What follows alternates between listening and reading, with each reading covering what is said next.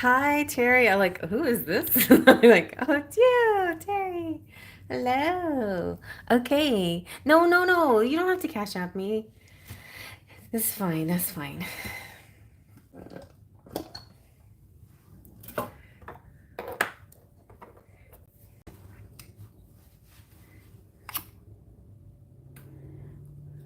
got such in the habit of saying that. Okay.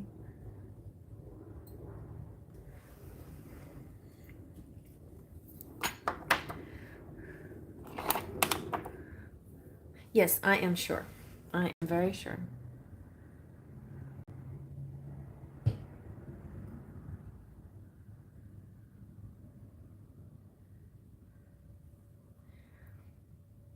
Oh, you have been? I know when my dad passed away, things are kind of rough around here. My mom was off traveling the world, and I was sitting here trying to figure out things, and ended up selling lots of stuff too, and having to organize my house. And yeah, I know how it is. It's Good Friday is what it is.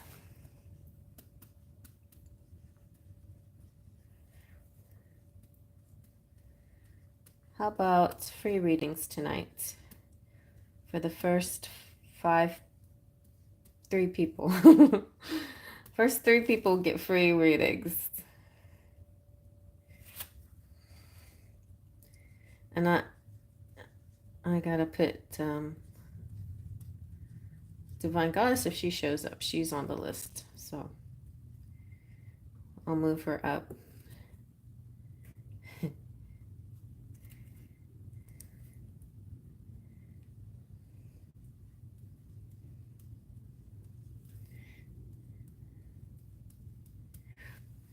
It might be kind of quiet tonight, which is fine with me. I'm I don't mean to sound so. It's just, some days I like a little more mellow. Other days I want it all hyped up. No, there's no days that I really want it like that. Hey, Cheryl. And I sent Cheryl your Platinum Pixie kind of late. I'm so sorry that you won't be able to see it before this live, but maybe you watched it. Oh, it's too long to watch before the live, but anyway. Oh, you can change it back at any time. You go to your profile page, that front page. It's funny, Terry, because the very first name I put Cherry Enchantress. I wrote it all out like this. Cherry Enchantress, Faith, Trust, Pixie Dust. That was my whole name in the first line. And then I remember when I was helping Melanie do a this will be funny for Terry too. I mean for Cheryl. I was helping Melanie, as a moderator, and Ian, what's his name? Ian, is her husband, was making fun of my name. It was right after that I changed. I was like, damn, I know it's a little bit long. That's a mouthful. And so I found out that you can like have a first and second name. So I put Cherry Enchantress on the first line, and then Faith Trust and Pixie Dust on the second line. Then that was okay for a little while. And then I changed it again. You can't change it I mean, you have to wait a while till you change it again, but you can change it, I think, as many times as you want to. You just have to wait, like, I don't know, like a week or something like that. And then I changed it to just chair. Then I dropped the Faith, Trust, and Pixie Dust. And I was like, you know what? I'm just going to use that as my mantra. Everybody knows I'm Faith, Trust, and Pixie Dust by now. So I put my first name as Cherry, my last name as Enchantress. And then I was like, then I went a long time like that, Cherry Enchantress. And then I'm like, oh, but I really want to put my faith, trust, and pixie dust back in it somehow. And so then I became Pixie Dust Tarot. So I've done this a few times, Terry. Actually, it's Pixie Dust, and I was like, nobody's gonna know what that means. And then I put Pixie Dust Tarot. I was like, okay. And then people kept calling me Pixie, Pixie, Pixie, Pixie, and I'm like, my name is not Pixie. My name is Cherry. And I'm thinking, well, how do I get people to call me Cherry? So I have to go back and put Cherry back in there somehow. No, but then they added this new thing. After a while, you could have a channel name and then you could have an at, like which is your like this is kind of like your call name, your like your identifier or whatever across all genres. You know, you can always put the at sign plus whatever you want to put. So I put Cherry Enchantress as my identifier. So everybody now knows that anytime you want to Google me or look up me anywhere and anything at Cherry Enchantress, you'll find me, right? But and then I'm like, but I was thinking, and I was like looking at other people's channels, and there's the white fairy and the this fairy and the that fairy. And it's like there's other fairies out there, and they're doing really good. They're like making big old subscribers. I'm like, well, I am a fairy type too, so I know I'm a romantic fairy. And also, my deck is the romantic fairy. And so I thought, since this is popular, maybe if I associate myself with the deck, I needed to associate myself with the deck because my deck was being sold by people that didn't make it, that didn't have anything to do with it. So now, romantic fairy tarot at Cherry Enchantress, so that way people know that I'm Cherry Enchantress who came up with this deck, and if you buy it, that's who that this I'm the creator of it, you know. It's like I wanted to make sure my baby knew who its mother was. When anybody buying my baby would know that I'm the mother of the baby, and not Timu or not this place on Etsy or that place or the other or Walmart or whoever else is selling it for a few dollars that's not giving me any of the money of it. But yeah, so that was the main reason why I went with Romantic Fairy Tarot, just so y'all know. Now you know the story behind that. But you're able to change it as many. I think I went as Romantic Fairy for a little while, and then I added the tarot, and I think that's where I'll keep it. Because it also is a manifestor name, because the next deck I'm creating is the actual Romantic Fairy Tarot hashtag or slash archetype deck, which is coming soon here to New Year. Well, the major arcana will be done within the next few months. It's the prediction, and you will start to see that in readings and such. All right, so there you go. That's the story. That is how all of that came about. So now when people say, I don't know, what's your name? How is your name? You should go back to Cherry Enchantress. Well, I am Cherry Enchantress. I'm always going to be Cherry Enchantress because you always see it right below Romantic Fairy. But Cherry Enchantress is my name. Romantic Fairy represents the channel. So that's why I did it like that. Okay.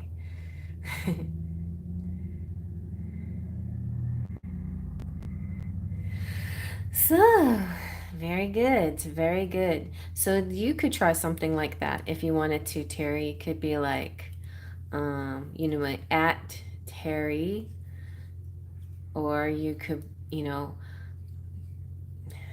or you could do it in reverse, Terry at Pancreatic Journey, or not, whatever you want to do. Like that. But I thought I'd tell you that story so you could see all the different phases that I went through trying to come up with names and stuff. Okay. All right. Well, Terry, what is your question?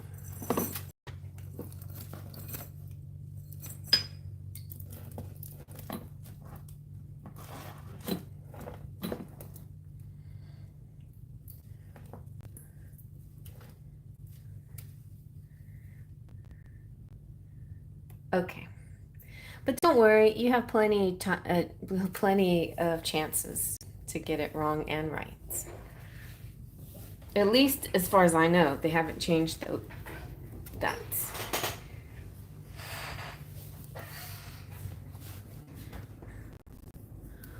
There's been a couple of people that I followed that changed their names, and you know, in I do this.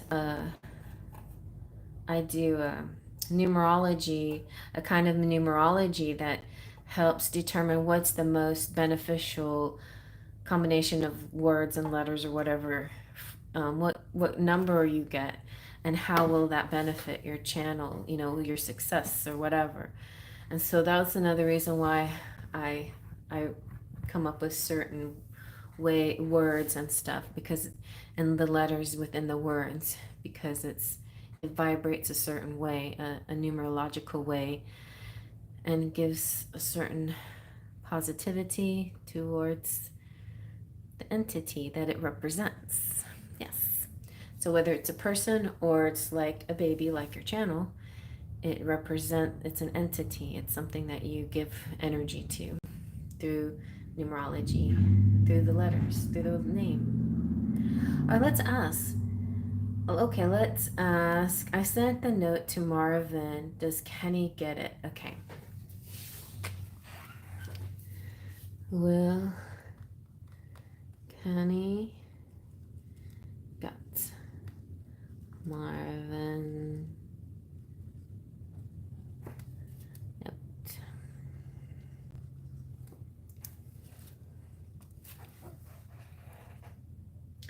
And will he take any action towards it?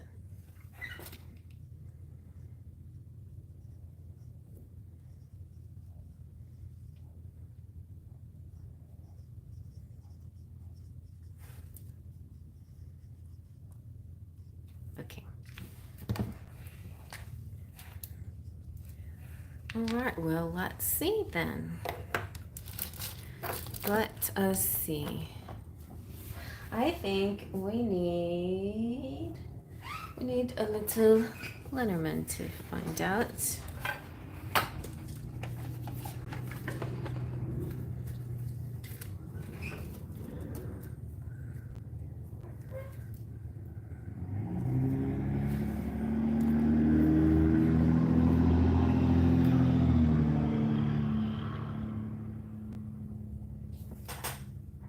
I already lit it once, but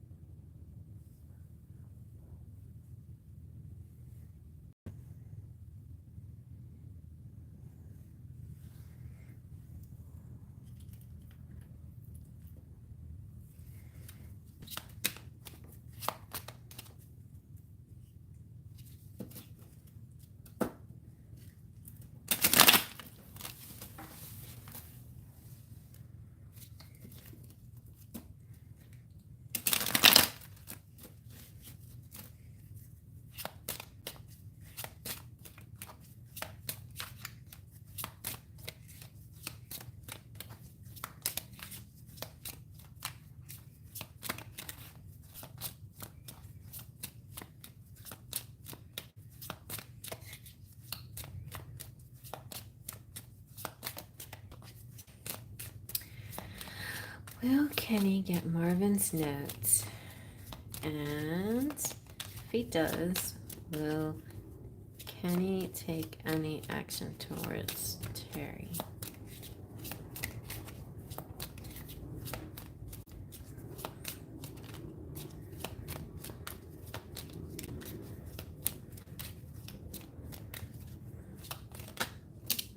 Ooh, you get the dog, the soulmate. Look at that. I'm sorry, I didn't mean to yell. Cover your ears.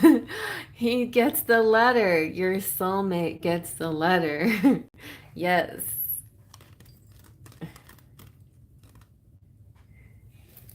Okay, let's see. Is he going to take any action towards it? Maybe I should, all right, well, I'm just going to see what the Lenormand has to say, and then we'll go into the tarot.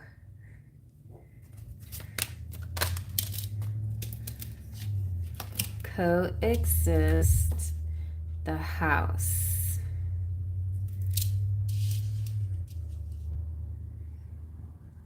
Interesting. What does this mean? So I'm going to break these down. I came up with the coexist because normally it's the cross. And the cross normally means burdens and heavy load. So he may say something about, his burden that he has right now. But it's still in my deck, it's got a little bit of the religious to it, like spirituality. So it could be destiny and hope and karma. Karma is huge here, like whatever he does for you is going to be a karmic legacy for him, so he better do right. It's big.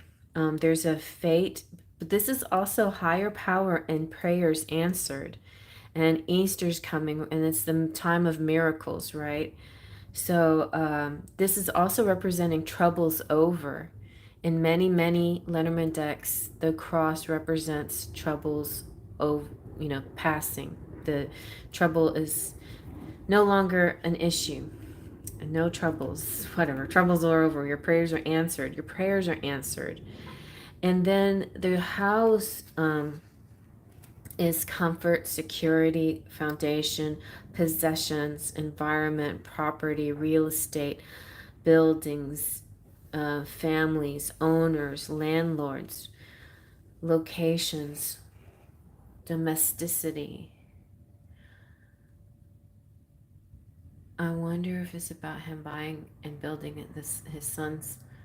Yeah, it could be something like, well, he could answer you directly and say, I have money already invested in something, but I can, maybe there's something else, because I feel like there's some kind of possible change of plans here. I think we need a third card. Let's see. So fine, we've got, and I'm feeling this came out today, you guys. Y'all check out the weekly reading, and not the weekly reading, this weekend. I haven't done it this weekend in a long time, and I felt compelled to, and it's Easter weekend, and so check out on YouTube the this weekend the coexist came out. So it's very possible that this could happen this weekend. This reaction, his action towards. Let's see what the cross, the house, and what else. What is it a good thing, or does it tie him up, or does he have a solution? Is he going to help? Oh, that's good. I think that's good. Like, that's you and Kenny in the fairy garden. But it's interesting. I think maybe y'all will have a meeting at your house, because you're the one with the fairy garden. Maybe there'll be some kind of discussion in the fairy garden. So I feel like now I need to talk to the fairies. What's going to happen in the fairy garden?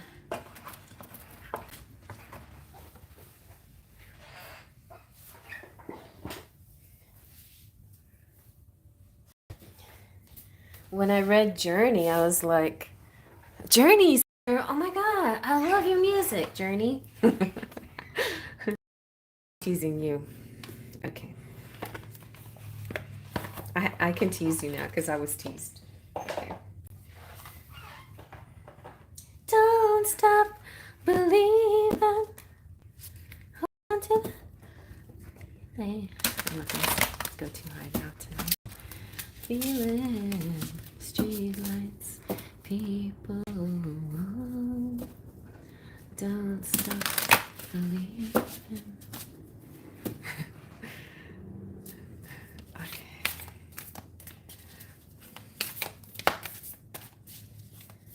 Journey came to Houston for the rodeo, but they had to cancel right in the middle of their concert. They had to cancel. Something happened, so I forgot. Some kind of scare or something.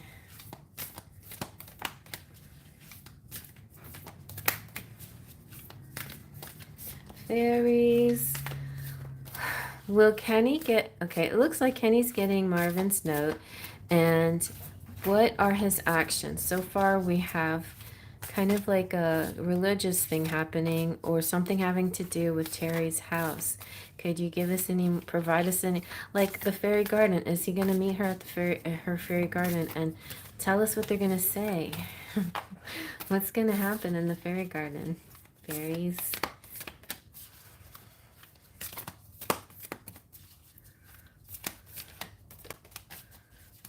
I don't know. It's like we don't normally give this much detail, but Terry's in a different frame of mind where she's being very receptive and she won't sabotage it, right? She's not going to sabotage it. All right, we have a whole punch that came out. Which is the one? Is it that one? Doesn't look like that one. Oh, that looks kind of like the coexist one. Ooh, and there, that looks like a Kenny energy. Oh, you got luck and vision and legacy. Feels like legacy is the main answer here. Hi, the loved.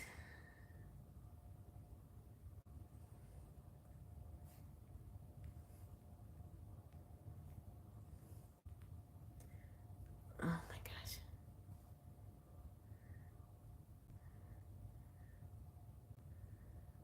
All right, I'm going to read each one to you. So I was feeling the legacy one is the main answer here, or what's going to happen in the fairy garden. But let's see. Trust, inspire, fulfill. This is the forget-me-not fairy. Okay, so this is kind of like the general energy, I think. Forget-me-not, you know. I'm an important person, important part of your life. Forget-me-not. Forget-me-not fairy is here to assure you that your aspirations are being realized. It is your birthright to embrace your destiny and fulfill your dreams. Have faith and know that magical opportunities are everywhere for you. Trust that all your visions will materialize. Remember, your desires are justified. Open your world to all the exciting opportunities that surround you each day. True love and a higher purpose and spiritual connection are all there for you. If you will but see them, attaining wishes and reaching goals are within your field of possibility. You are more than enough as you are. Nevertheless, you were born with the gift of free will. You can accomplish your destiny, so cast aside any beliefs to the contrary. Decide on your direction, follow your intuition, and make your mark. Your idiosyncratic passions are signposts guiding you toward your life purpose and spiritual pathway. You will not be forgotten. Your most significant legacy is your capacity to love and to live with an open heart. Your kindness, compassion are profound strengths, so embrace your caring spirit and trust you will make a difference in the world. Explore with glee, relish the journey, and truly live in the moment. You will be remembered for your inspirational essence and capacity to love. Golden memories of passion, love, and spirit are your legacy. So it feels really good, like you're not going to be forgotten. Somebody does care about you more than just a few, many care. And they talked about a vision, right? The fairies said, trust that all your visions will materialize. And you got the vision card as well. So this is a vision that is coming true.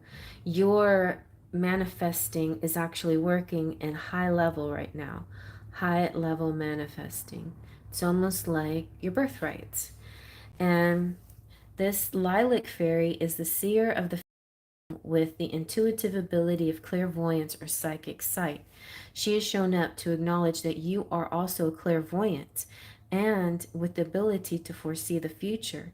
So what do you think, Terry? Do you think do you think that what do you think Kenny's gonna do? And don't gonna do. Like, no, like, see it. And don't let the little negative naysayers flutter your intuition. But that's the hard part. When it comes to love or people that are very close to us, that's why we seek an objective viewpoint. So that's why I'm here, because I know deep down what could and what should happen and how what you want to manifest. But at the same time, you are also very close to the situation. So you like more guidance, like the flashlight on the scene, right? The flashlight on the scene. But what's crazy is, Terry, you're creating the scene. You make the scene. Whatever you want the scene to be in the garden will appear. So this third eye portal is the center of your imaginations and predictive vision. It is also the visual chakra for manifestation, because if you can see it, you can more easily craft it. The sweet fragrance of lilac opens the third eye to enhance psychic sight. Imagine or experience the to expand your inner vision. Here's the problem. Okay, so a lot of what we base our knowledge on is previous events and previous actions. But that's knowledge, right? That's not anything special that we're doing. That's not being predictive. That's just being whatever. That's being, you know, garbage in, garbage out. That's just taking in old news and spitting it out the same way. What we got to do is see the deepest, most beautiful and profound good within Kenny. What is his highest and most amazing side of him? Visualize that part, that compassionate part coming out. Visualize your worth, and that he sees your worth and he sees that he needs to help you. Visualize that he all that he feels about you is not going to be covered up anymore out of some kind of false sense of whatever, some kind of false thing, but it will be the true things. The true things will come to light. The true feelings, the truth will come, and it will materialize the way you want it to materialize. Don't let the negative talk in your head turn you away from your vision, because you're manifesting it, okay? And it's a test. It's like a test of your abilities to bring it into light, to make it happen. It's easy to make, a negative situation happen. We can just not even give it any energy at all and let it be whatever, and it can be good or bad. But if we give it the energy that it deserves, then maybe we could truly, truly create this scene, right? Create it. It seems hard, but it's probably not as hard as we think it is. It's only hard because we have the talk that tells us it's hard. So this purple is royalty and spirituality, and you are like you're a royal visionary here. Born leader. Tune into your inner sight to realize your divinity, your natural leadership and ascension pathway.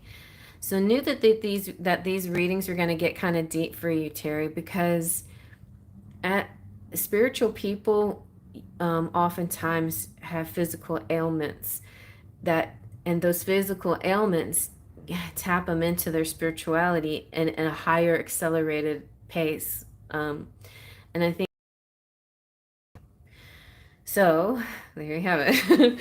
You're going to have a lot more power than you realize. And just dumb luck too will be helpful. Yep. Luck coming through. Enter, leap, fly.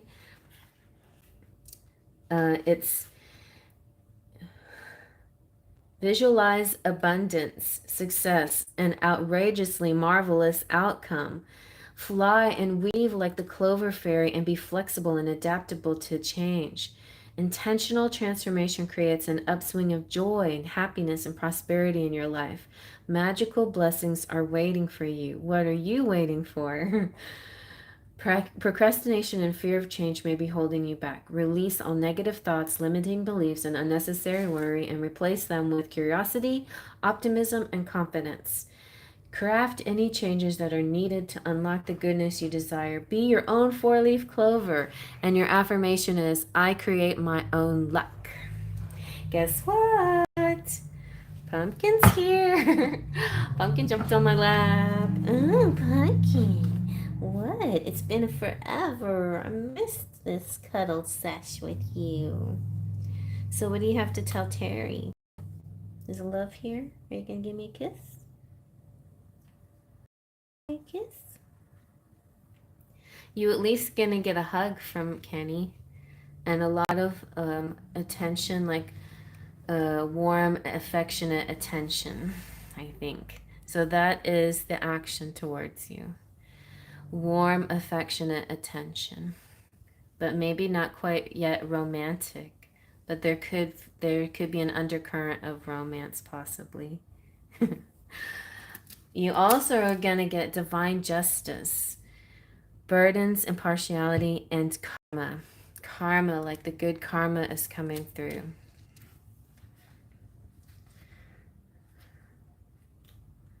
But at the same time, he may talk about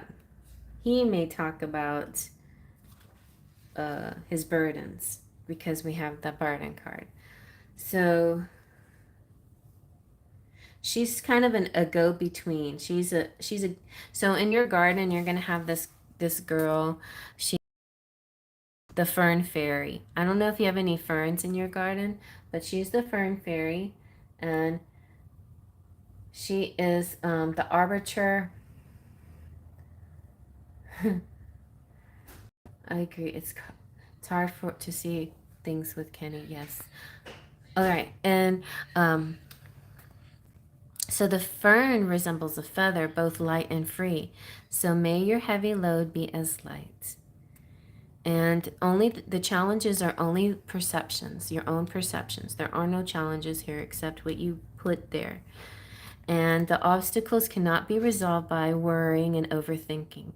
And when you overanalyze crisis, things can get worse. So you aren't receiving solutions because you're struggling too much to solve the problem. By releasing the burdens, you open up to miraculous resolution. Sometimes the best thing to do is nothing. And Pumpkin now has not ceased to be interested in my lap, and now she's curious about what's outside. She's looking out the window. By releasing the burdens, you open up to miraculous resolutions. Sometimes the best thing to do is nothing, yes. And let go of the past and stop worrying about the future, and it will take care of itself. The fern fairy sprinkles peaceful fairy dust everywhere she goes. A peace treaty may involve acceptance, and for each party to agree to disagree. Interesting. Any stubborn insistence to always be right will only bring deadlock and standoff. Learn to rise above, relinquish and forgive others, or life may be very lonely. Resentment is like toxic poison, but forgiveness is a love tonic. Choose love. Just trust the process, okay? I don't know, but I feel like he may say some things you don't like too much. Don't react to the things he says. Like, just be pure love and light, and it may like seep into his soul and turn him around. But don't put up like a wall or barrier that of anger or resentment, because that will block the flow. So it's important to just be a loving light and see how and allow him to be a certain way to you. Just allow that him to flow into you instead of remembering all the things that he's done that hurted you in the past. Try not to go there. Try to keep that space open, because be more like, try to be with him in a present moment as if nothing else existed but the moment the two of you are just alone together in the garden, something like that. And revel in the moment. Yeah, it's like you work and work and work and work so hard to find a moment to talk to him, and then he's there and you're already fighting. So don't do that. Revel in the fact that he's there. Just be a ball of light and love. A ball of light and love and see what happens. Uh, I don't know if that's possible, but let's just try that. So, um, here's this nice fella. He's saying, "Marry me." It's like that's how it is with old friends. Sometimes old boyfriends or whatever. They'll be like, "Hey, what's up?" And you're like, "What do you mean, what's up?" It's like you think of everything that because it makes you more angry because they act like nothing's happened, like you just met them today, and but I get it, but you have to talk to him like you just barely met him. You have to be like, oh yeah, hey, Merry Meet, what's up? Merry Meet. The Chanterelle fairy is inviting you to dance and play in his fairy ring, a spellbound formation of mushrooms. Really, if you don't do anything, he might go kind of above board, more than you expect. So try not to do anything, just try not to do anything. Fairy rings are formed when fairies dance. It is believed that those who join the dance within the circle and under the moon can be lost to time and space. They may even ascend forever. The circle is a universal symbol of eternity, cyclical movement, and unity. The spiral dance, also known as the Weaver's Dance, spins the wheel of abundance for all. The fairy ring is infused with effervescent and playful energies. Giggles fill the air as the fairies dance, sing, and revel in the spotlight. Get lost in the music and let your spirit run free. The fairies entice you to release your inhibitions and liberate your soul. Enrapture, spin, twirl, and conjure magic together under the mesmerizing silver light. Wishes really do come true in this bewitching circle. The mushroom fae remind you that you make your own luck. With faith in motions, shimmering moon dust infuses the more fairy dust. Imbibe magic, delight in the rhythmic fairy dance. I feel like it's be very sparkly night. Maybe some fireflies come out. Let's party. It's not much fun celebrating on your own. Maybe you should put some radio on outside. Just sit there, listen to music, watch the fireflies, and you never know. Just be like a ball of love. You never know. And this is the last thing is endless wishes are granted to everyone. Enjoy the journey and co-create with the Fae to craft a blessed life. I dance in the moonlight. Mic drop. Enough said. Hi, Terry. Okay, I've done that before and blocked the flow. I will not bring up the past. There you go. You have every right to, Terry, you have every right to be mad. You have every right to bring up things, but it's not going to do any good at all. Tap into who you are just in the moment. Tap into his highest self, his 5D self. Like think of him as the best person, best version of him that you've ever known. Look at him as he's glowing as the best person you've ever in the best version of himself, and materialize the best version of him, because all these other blocks are just saying you're an asshole and you're never going to do anything nice for me. And that may be true in the past, maybe he's an asshole that hasn't done nice things to you. But in that moment where you need him, you have to drop that. You have to visualize that he's not an asshole, that he's actually an amazing person. And he is, isn't he, Terry? He is. Something beautiful about him. His something about his spirit that's really appealing and beautiful that you've always loved. And even if his actions haven't been good, there's something about his soul that is still good, right? Something about that. Anyway, so keep that in mind in that moment. It's not like you have to date him or you don't even have to dance with him. But you know what I mean? But I think it's important to have a peaceful moment with him, a kindness flow, a kind flow with him. You know what I mean? I think it's possible, and it's very possible. I think that that's the kind of action Kenny wants to make towards you. It's just there could be fears of, yeah, uh, fears of things. But I feel like if you do it in the right place, in the right setting, the right mood, right energy, all the pretenses will be gone and y'all will just be glowing as souls and not your egos, right? Just the souls that are in your body.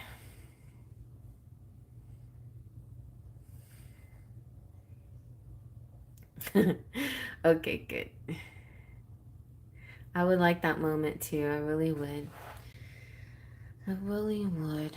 Let me sprinkle a little bit of charm dust and anything that we need to know. Just a tad. Oh, look, you got the hearts. It's totally possible. And the elephant never forgets. Remembering all the good things. The sun shines on the whole event of your life. Your wishes coming true. All your wishes are coming true. You are wishes. Me. Wish me. Dreams. Your dreams coming true. It's leisure. Like if you have one of those lawn chairs or some kind of chair that leans back, I'm visualizing you in a chair like that, sipping something, listening to the radio.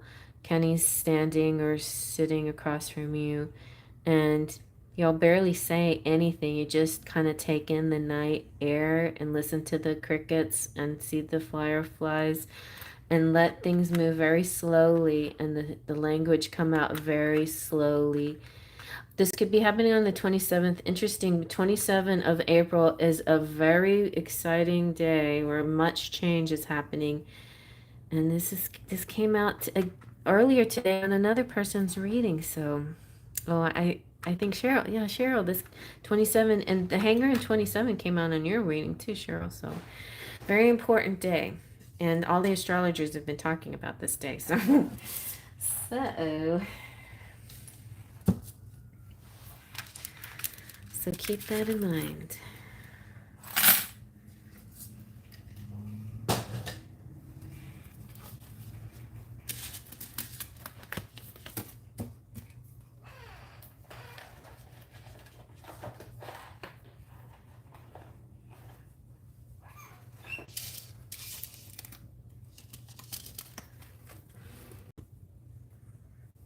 Okay.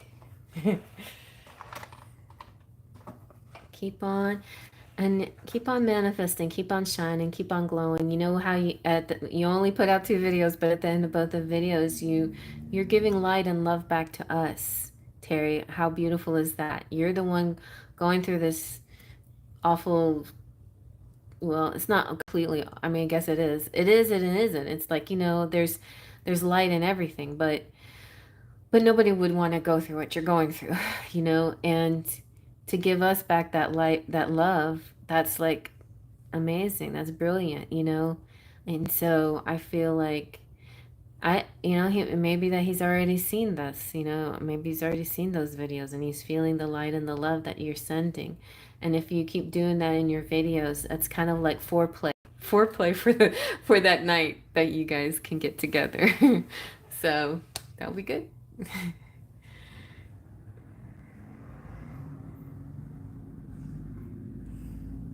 Hi, Divine Goddess. I'm so glad you're here. All right. I wrote you on here because I expected you to come. I wasn't sure like when, but I expected you.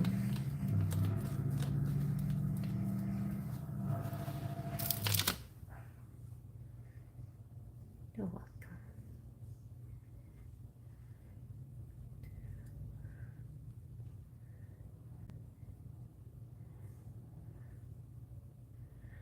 And the love 4 to 3.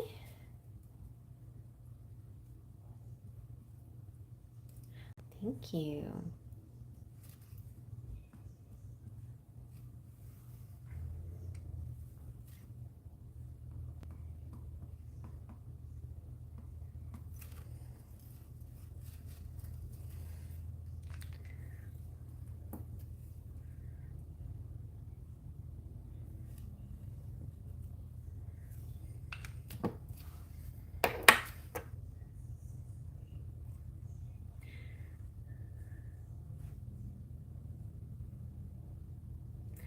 I know Watch April love. Watch April love.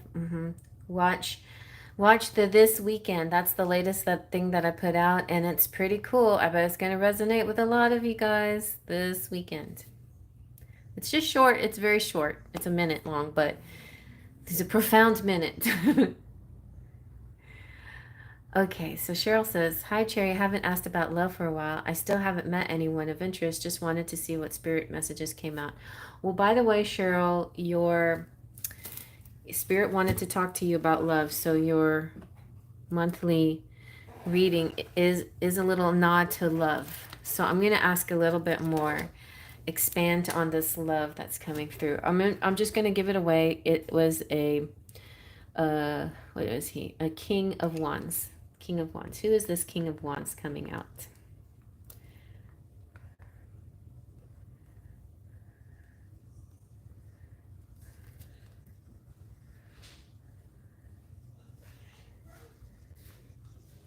Okay. Is that all right?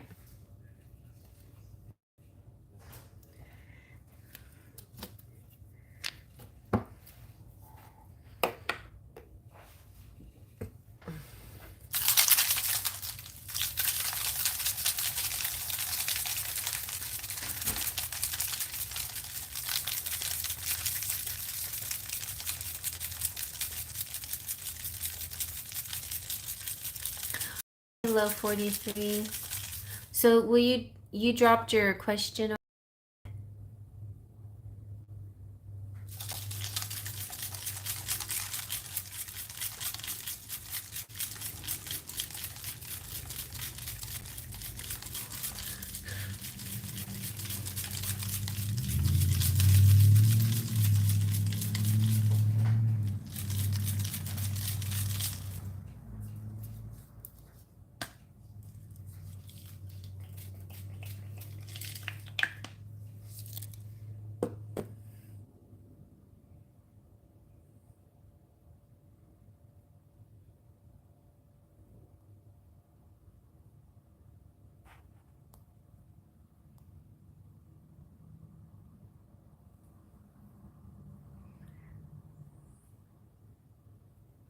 Well, let's ask what's next in love for Cheryl.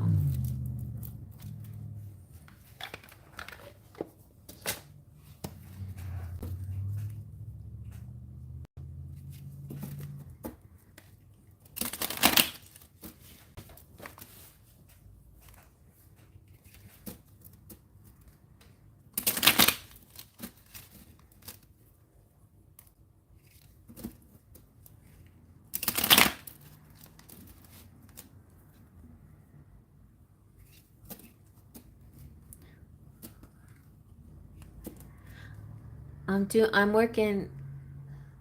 Okay, I will write that down. Thank you. In your spiritual journey. Gotcha. I saw that. Yes. Okay, love. We'll get to you as soon as I do, Cheryl, and hopefully you get to be here. But if not, then I will do a nice in-depth reading for you.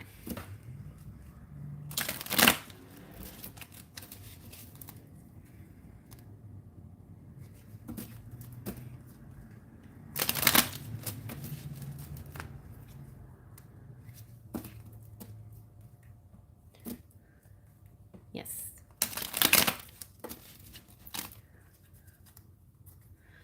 Okay, for Cheryl.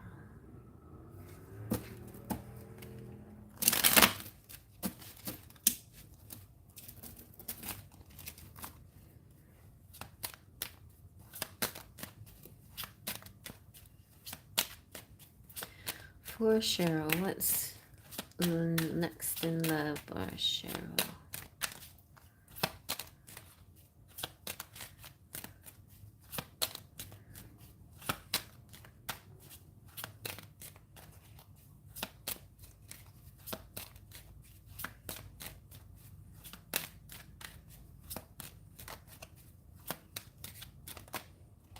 Wow. Some sex. Flames of passion ignite. Okay. Let's see. What else?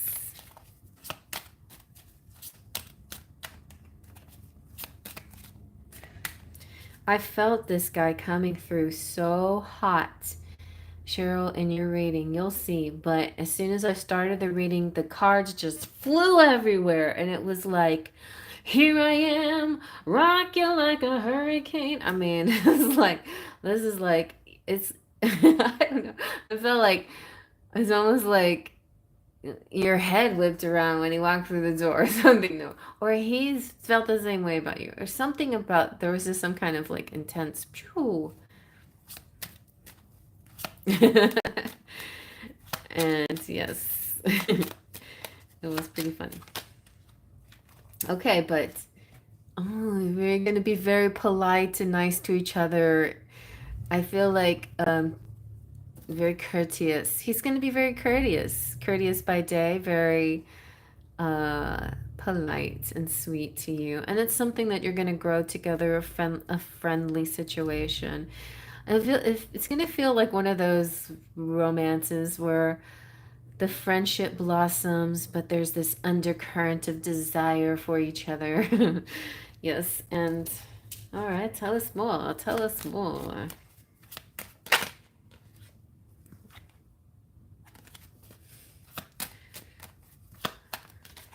He made you sweet little things, or buy you sweet little things, or be thoughtful. Like, like you have plenty, you feel very, it's not, no, like, there's no, like, this codependent energy. There's not, like, a possessive energy at all. Like, you're my woman, or whatever. I mean, it's gonna feel like, you kind of belong to each other, but at the same time, he's not gonna act possessive or jealous or anything else. He's gonna be very open and generous with you. And this is what, I saw, like, him giving you something, a memento, or it doesn't have to be a memento, like buying you a sandwich, or like, he was out, hey, I was out doing this and I thought I'd pick you up something, and you're like, okay, thanks. But he's this acts of service kind of guy. He's always like doing his acts of service are in companion with buying things, like almost gift giving, sort of gift giving. It's not so much like gift giving can kind of hold it kind of had like an expectation behind it, but it's not that. It's not a gift that holds expectation. It's a free gift. It's a gift that that is released of expectations. It's just a service out of the kindness of his heart. So he's very noble person. Like, by day, he's a very, very gentleman, a extreme gentleman by day, and like very sexy at night. Gentleman by day, hot in the bed at night. Let's see. Hi, Jolene. Yeah, we got room. One more for you.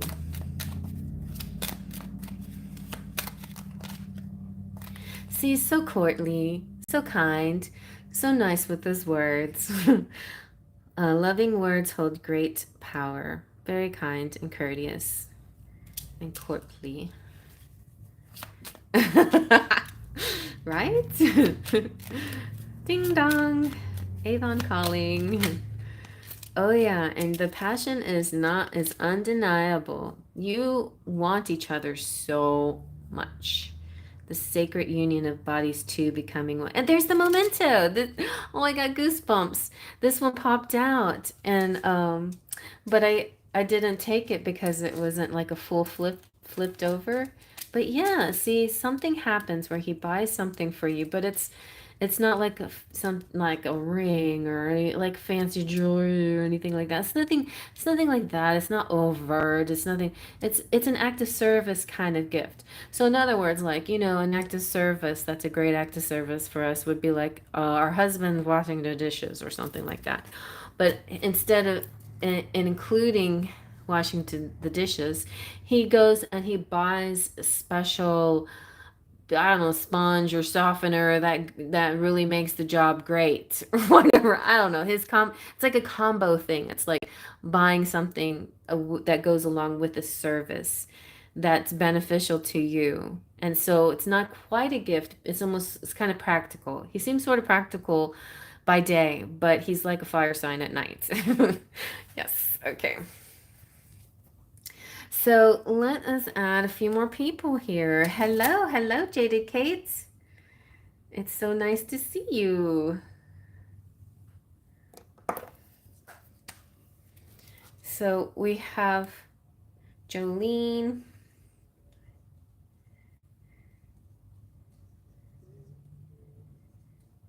And Jada K. I feel like I had a dream of you. $10. Okay, and now we're closed. So if you wouldn't mind telling people we're closed. Oh, and I forgot to change the name.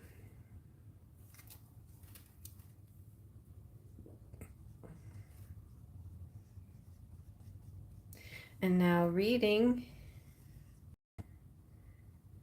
Terry, not Terry, Cheryl.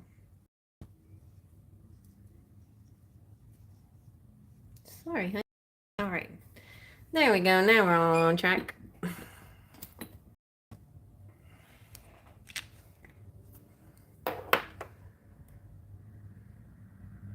Yeah. All right. Let's keep going with this love.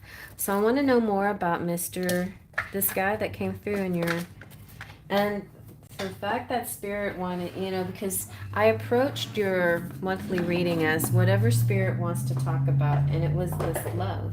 It was love. All right. So tell us more about love for Cheryl.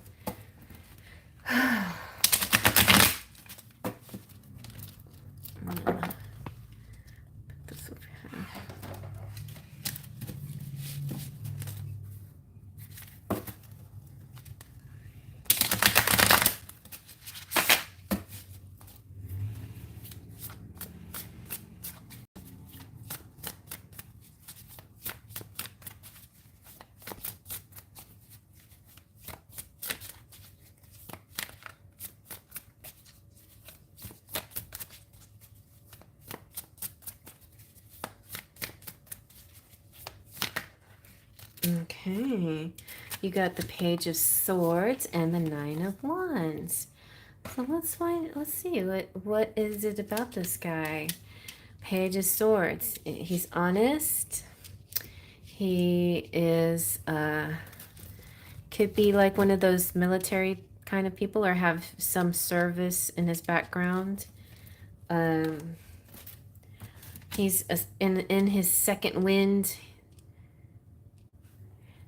It's kind of like I don't know why second wind, second phase.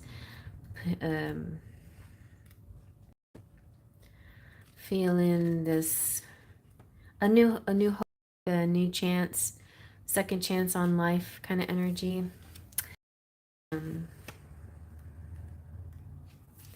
Maybe that's what he feels when you come along, and maybe you feel that way too. Like when you thought, oh no, I guess I'm not gonna have, never find anybody as an adult. I guess I found my one person, and then that was it. And then this person comes along. But the Page of Swords is somebody who's very curious, who's thirsty for information, learning new things, an apprentice or student, intellectual pursuits, ideas and reasoning, a messenger. And this could be that maybe you meet through some kind of message, some kind of, maybe through messenger, or maybe that's the way you communicate. Maybe bringing some kind of message to you from somebody. Maybe, what am I doing? Okay. I heard something and now I forgot what it was. School. Like some kind of training class, seminar, YouTube video, something like that you watch. Somehow you're connected with somebody and or maybe a friend connects you. Anyway, but there's this curiosity here, somebody who is a quick-witted communicator and shares messages. So that could be who is connecting you with this person, maybe. Or maybe it's the actual person. And then the Nine of Wands is determination, resilience, defiance, defense, final push, excitement for what's to come, motivation. Motivation.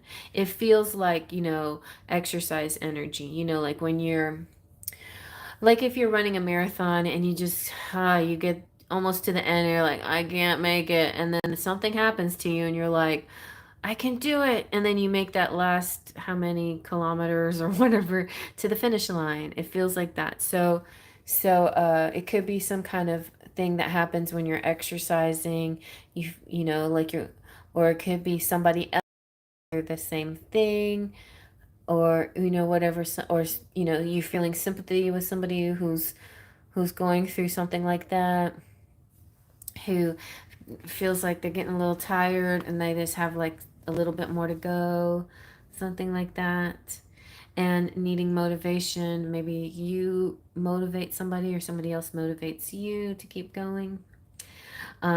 This is saying don't give up now. You're almost there. As you round the corner towards success, something may surface that threatens your feelings of security and achievement. Also, another hit is, and Kino said this recently, and I find this to be true too. Oftentimes, right before something great happens to us, or we're about to reach a goal, whether it's love or work or anything else, it's almost like we know it and we try. It's almost like we subconsciously are sabotaging ourselves, and we stop going heading in that direction that we were going in, or continuing with our flow or whatever. We were about to achieve a goal and we stopped doing. So this is saying no, no, no, no, no, no. If that negative voice comes in, or you get too tired or something like that, just pull up your bootstraps and just keep going, or just keep saying that you can achieve it. You can. Don't let the negative voice come in. So it's kind of similar with you. It's about, as the other readings so far have a lot to do with that inner voice. Try not to let that negative inner voice affect you. And so, yeah, just remember how far you've already come anyway, right? Don't see any minor setbacks as devastation. And this sort of came out in your reading, like this too shall pass kind of energy. The good things too are temporary. Sometimes good things are temporary, like sunsets or whatever. So savor the moment. But bad things are temporary as well. So this too shall pass. Like something negative that's not so great happens one, like, I don't know, 30-minute portion of your day, and it's over and you never have to deal with it again. So let it go. Who cares? Big deal, whatever. It doesn't have to mess up your whole day or your whole week. It was really minor in the big scheme of things. So it's kind of like, don't sweat the small stuff. Don't let these little minor irritations be more than they have to be, because it's something that's passing really fast. So some kind of minor thing that passes really fast through. And it's just trying to spirit's just trying to help keep your mindset on track, on this, keep the course, that positive mindset, because yeah, because it's important to stay open to this new energy coming through. So yeah, stunning light. Step into your resilient last stand, one final push to complete this task, and tomorrow, stunning, you can rest. So let go of any ideas you have about navigating specific lessons on the path. It's time to relax into security, and success is on the horizon. I push beyond my own perceived limitations, and I remain open and trusting as I do so. Very nice. Okay, let's keep looking.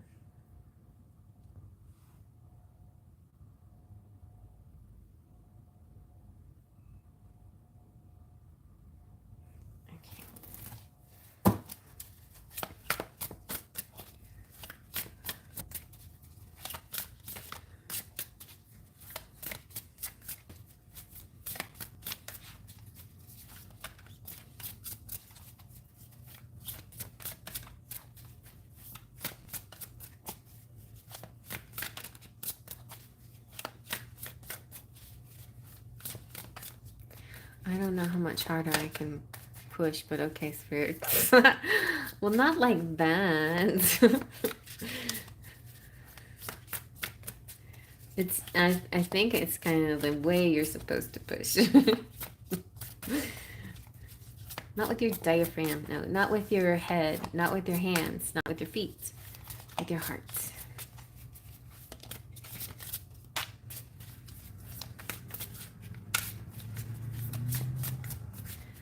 Well, like say for instance, you know how it is to be, you're a mama. I don't know if you were able to give a vaginal birth. I unfortunately had 3 C-sections, but I started to go into regular labor with my oldest child, and but I never did have to push, right? But when you're a mom, you're like, you're about to have a baby. You can't just sit there and say, "No, I don't feel like pushing. I can't anymore." Like there's a trigger in your mind that says, "Of course I can. This baby has to, come out, be alive now." And I love it, and I'm happy. I'm so happy. It's like this is painful, but I'm so happy. Ziploc, that's cute. Ziploc mom. And so this is kind of a similar energy. It's like being happy. It's hard, but being happy, knowing that it's going to be successful. That you're going to have a beautiful crying child with a big heart and big eyes. Lots of love. All right, what else? Oh, look at that. You got 7 wands. And this is very important for you too. So you got these wands energy. It's a lot of passion, and you have to be able to learn how to con to it's not so much controlling, but it's navigating or yeah, it's like how to move this passion in the right directions. Sure, you sure can. So the 7 of Wands is very similar to 9 of Wands. It has a defensive energy too, but the difference here is uh, it's a visual thing, like making a protective shield around you. I feel like this protective shield is something that you can make for yourself through meditation, through wearing like special um, crystals in your bracelets and your jewels and stuff. Hold on, let me see what happened.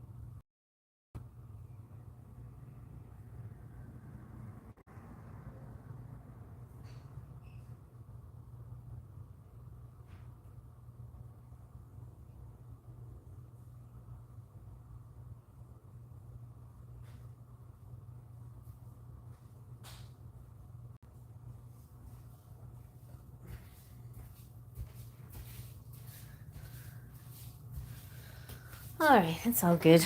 It was something that the cat's knocked down. Yeah, I hope you do too. Have a good holiday. So anyway, 7 of Wands is the way you deal with challenges in your life. So grounding. So spirit's like, okay, don't push too much, Cheryl. Here, just relax, ground yourself, protect yourself. Um, and if you can't like you don't have to physically push. You can just put a bubble around you sometimes. So you can, if you need to stop for a second, then put a bubble around you, because the bubble is there to protect you whenever you have to take a break, or slow down a little bit. And by the way, your reading today had a lot to do with rest, so definitely do that. You don't have to like keep pushing and running the marathon. Um, but it's more like a big picture energy. It's like just before something good happens, don't sabotage yourself. That's kind of the main message there. But this is the protective bubble. So, so there are sometimes people that will test you, right? Um, and it's important to just put that bubble around you and not let them bother you. I think this did came out in your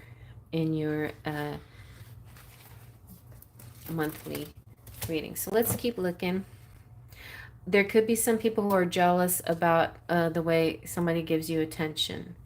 Yeah, because since this is a love reading, there could be somebody, people who disapprove or give you issues towards this love. Ooh, and you get Ace of Pentacles. Lots of abundance and money coming through. So tell us more about this. Tell us more about the dude. Come on, spirits. What else do we need to know? Oh no, from your family.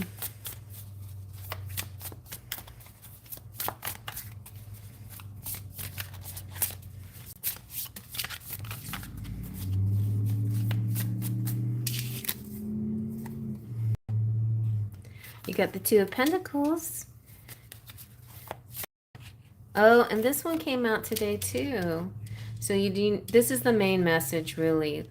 Like, Spirit doesn't want you to jump too far ahead. I think the love situation will play itself out, but like now, I don't know, Spirit wants you to focus on yourself and your body and your energy, and not worry so much about who this person is, so much as to focus on how to balance your own energy for optimal receiving of his energy. Because this is going to be a really great moment when you receive this, gift, but you have to get yourself into a nice balance first. So this is the beginning. This is the new thing, the new idea, the new potential, the beginning of this prosperity. This is the seed planted. This could be the gift too that he brings you for some reason. The mystery gift. And that turns into two. The one turns into two. And this is balancing everything in your life, juggling things, but also being happy that you have so much to juggle.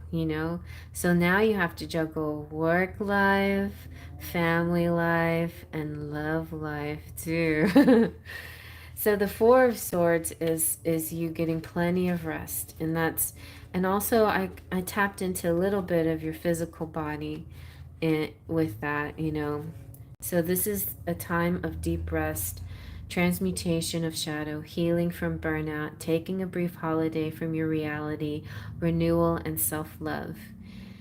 This deep resting period in your life marks a moment of intentional healing and self-care. So it's interesting that this came out and it came out in your monthly reading, because I feel like this is current energy, and it feels like the love energy is not too far beyond this. I feel like this balancing of your physical self soon after you feel a healed energy is when the person comes through. So once you start feeling better physically and you get enough sleep, sleep is the most important thing to everything for you right now. You'll so in your monthly reading, it goes into a very spiritual message, and the spiritual message is about, it's kind of like your place in the universe. And there's no way that you can actually fulfill your destiny or your path if you don't get enough rest for yourself. Like, this is super important. The rest, not just sleep, but definitely sleep and other restful moments that you take for yourself are very key to a bigger life path goal that's coming for you. So that's another message that comes out. But since I got you a lot of the Cheryl Lee cards, I'm gonna get the fairies instead this time. So fairies, tell Cheryl what she needs to know.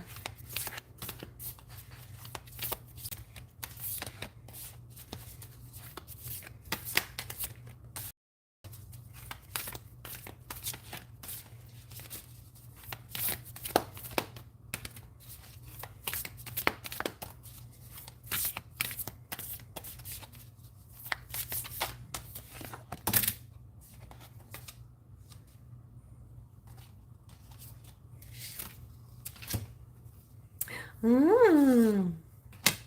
Look. Okay. So here we have a party's coming up, some kind of celebration. Party, merrymaking, and fun. And then this guy, so he might be, I don't know, like you had both water and fire come through in the reading today. Purification, detox, cleanse, and liberate. And then the ancient memory. So this could be like the ancestors need you to spend a little bit more time with them in meditation. They're like, girl, get your butt back here and rest with me. We have some special work to do together.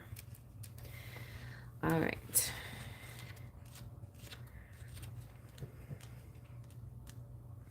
Celebration is all about the festival Cranberry Fairy.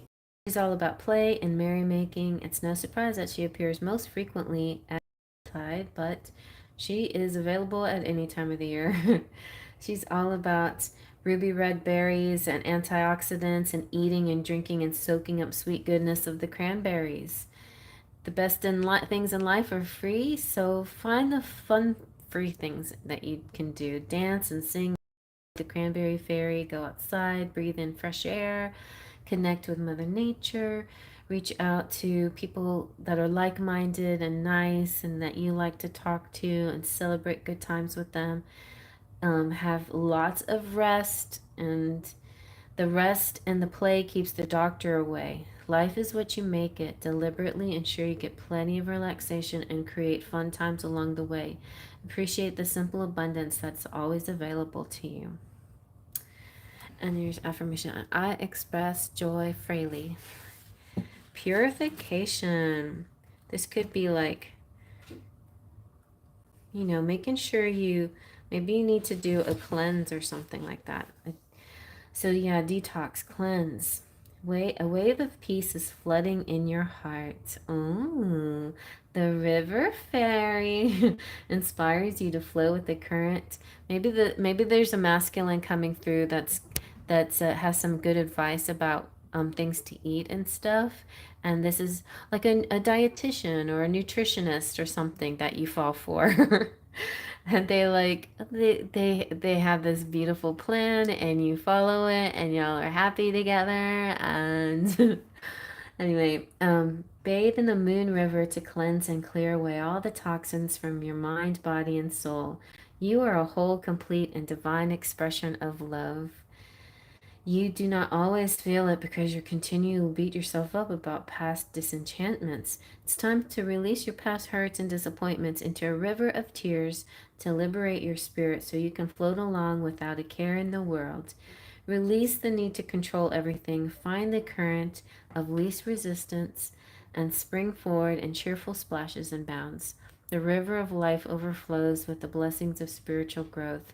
Healing happens with sweet surrender. Swimming upstream is exhausting. The river fairy guides you to change your course and ride freely with the tides. Let go with forgiveness and be buoyed up by the tranquil stream of unconditional love. Replacing self-punishing patterns with self-loving practices lightens the load and takes the weight off your shoulders.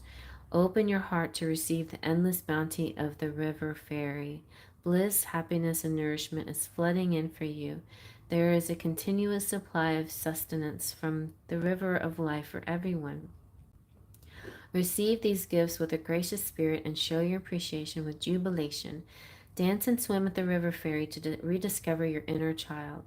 The happy noise of laughter lifts your spirit as you frolic with the playful fae again. I am released with self-compassion. And then finally, your answers are saying Grandma Willow. I don't know why I heard her. Suddenly I heard Grandma Willow, like Pocahontas. Quay, quay, natural, listen to your heart. Yes, listen to the willow tree, Grandma Willow. So ancient memory. This is inheritance, the past, and soul contracts. Oh, you guys. I posted a video, a Reiki healing video from this one lady that I'm following now. She has some really good subject matter. The one that I listened to today had to do with soul, like certain contracts, contracts that we don't necessarily have to be bound to anymore. We can release them. And oftentimes we are in a soul contract with a negative energy, then we don't, and we've forgotten that we agreed to that, but we do not have to fulfill those toxic people's and contracts with them. That they could have been holding us prisoner, and now we're free, and we may not be realizing that we're actually free, and you can be free of it. So so those are some good ones. If I can remember, I'll post that one tonight afterwards. But I like that one. That was good. So think about that. Think about your soul and how sometimes it lingers with outdated thought. Outdated paradigms that you don't need in this lifetime. It's not important. It's not yours anymore. Your birthright is different. Your birthright is abundance, right? This is for the collective, but specifically to you, Cheryl. You have a birthright of abundance, and you've accidentally carried over something from the past that you're not needing, that's not yours to take on anymore. I feel like this is a message from your spirit guides, your ancestors. They're saying, don't you don't have to fulfill this. You were released from that contract. You don't have to do that. It's not yours to fulfill. It's gone now. It's part of the ethers. It's not for you. You're allowed to receive abundance. You're worthy of it, right? So there's a lot of, and even if it's not past life soul contracts, even current contracts, like of this lifetime, think about what we've tied ourselves to, and what we mentally still sometimes, even if it's past, even if it's old, something old, we still mentally tie ourselves to it. So we're allowed to release that bond. Maybe that red thread that was in your charms had something to do with that. Anyway, so you signed up to soul contracts with family, friends, and colleagues for your spiritual growth, but some lessons are incredibly challenging, or you fulfill them and you think you still haven't, right? Sometimes we psych ourselves out and feel like we have to continue to torture ourselves. No, or learn something, learn something, learn something, but no, we learned the lesson, we integrated it, we're good now. But there's also a lot of good ones out there. So it's not fully, the contracts don't all have to be negative. There's a lot of good contracts out there too. You also have ancestral memories and karmic ties buried in your psyche that come into play with divine timing. Volunteering to perform your significant role in this incarnation is for everyone's growth. So volunteerism came out also in your monthly thing as well. So keep that in mind. You are an old soul with a profound sense of the deeper meaning of connections, situations, and learnings. Your witch's wounds are being healed so you can fully explore your magical restorative pathway. Align with your spiritual blueprint to reset your divine potential with the mystical assistance of the old wise fairy and loving spirit guides. Be grateful for the cruel life lessons and the endless blessings of the University of Life. Age brings wisdom. Know that you are never really alone. Your loved ones in spirit have never left you. They watch over you and gently guide you.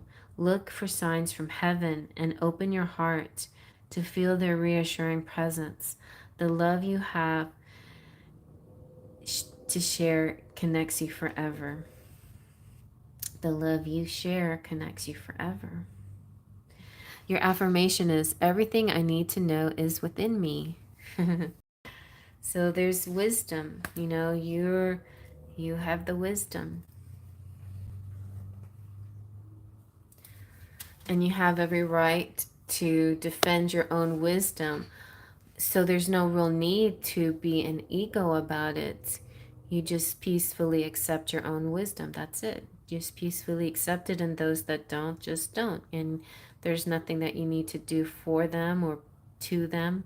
You let them go. You let their opinions, their thoughts, their ideas go, because you're within your own wisdom yourself. Okay. Very nice, very nice. So that was a very transcendental love story. But I think this person in your life is going to show you a lot about who you are. It's going to be good for you.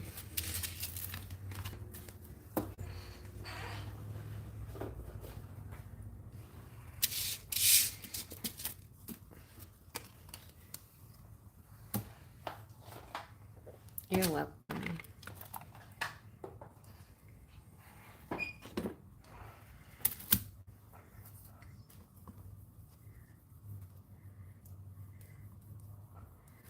So did Love 45 already leave?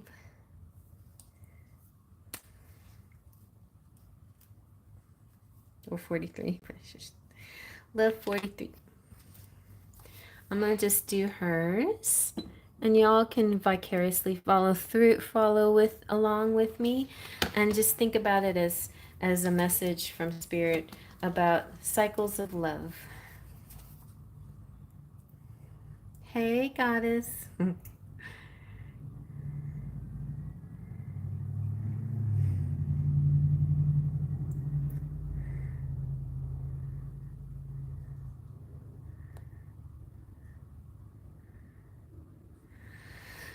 What cycle am I in?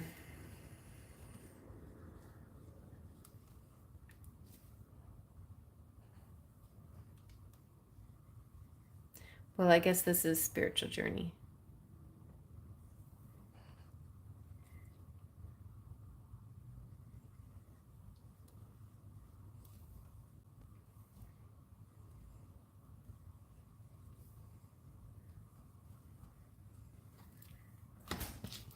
What cycle am I?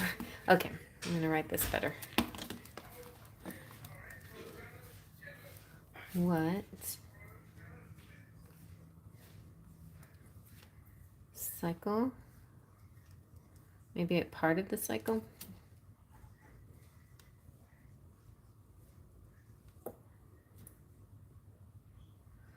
Within my spiritual journey.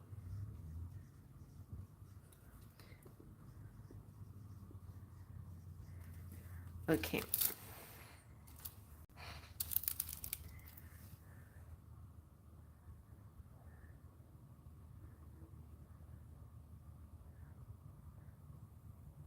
Okay, she's here. Okay, so let's get started. I'm gonna go through a series of spiritual decks. We're gonna first start with the Divine Guidance deck.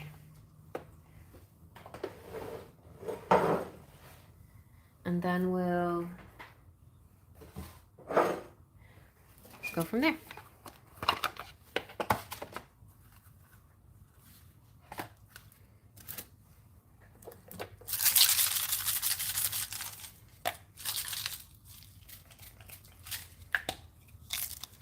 Okay.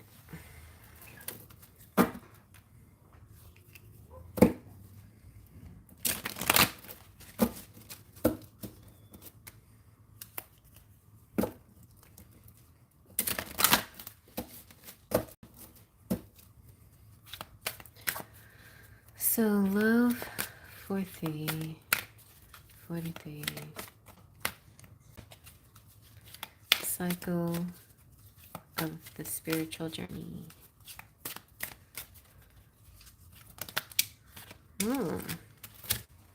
We have, there looks like, oh, there's the yin and yang symbol. Okay. And this is called balance. So right now you're doing a balancing act. Life is all about balance, and this card is here to help you create more balance in all aspects of your life. Work and play, relationship time and alone time, social time and quiet meditation, physical activity and rest, giving and receiving, feminine energy and masculine energy. Balancing out each aspect of your life will enable you to give your energy to the world in a much more grounded and centered way. And interesting, I think this card came out for you, Cheryl, by the way. The balancing of things. Okay. Now let's see what is the path you are on.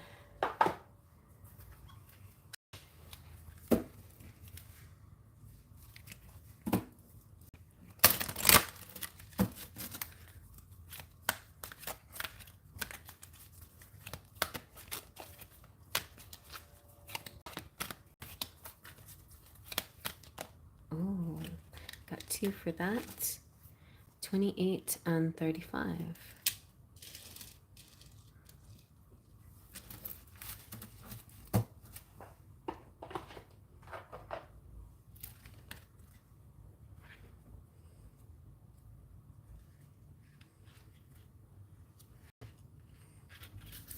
So 28 is all about dreaming. Your dreams are playing a very important part in both your waking life and spiritual development. The answers you seek to your deepest questions are being answered. You are receiving messages and advice through the dream time. Take serious note of all your dreams. There is much being given to you from the astral realms. This is also a call to strengthen your intuitive connection through meditation. Take time each day to meditate, as this will aid you in remembering and clarifying your dreams. And then you have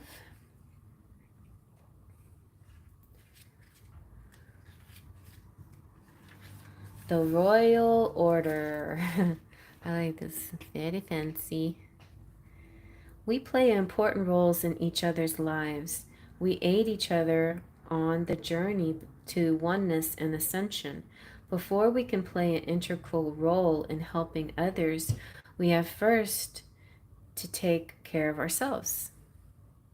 The Royal Order is about keeping within the divine order of life. Be sure to care for this physical vessel that is you. It needs to run and function properly. You have an important part to play in the lives of others, so make sure you take care of yourself first. That's important for everybody too. And I think that one came out also for Cheryl. Okay. And finally, the Return to Spirit. This is the first time I've used this during the live, so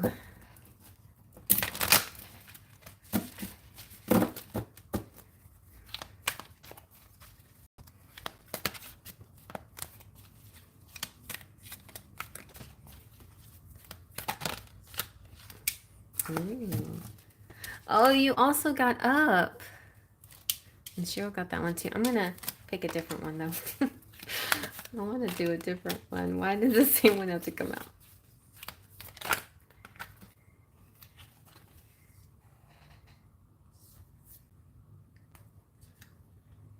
I'm gonna go with Celestial.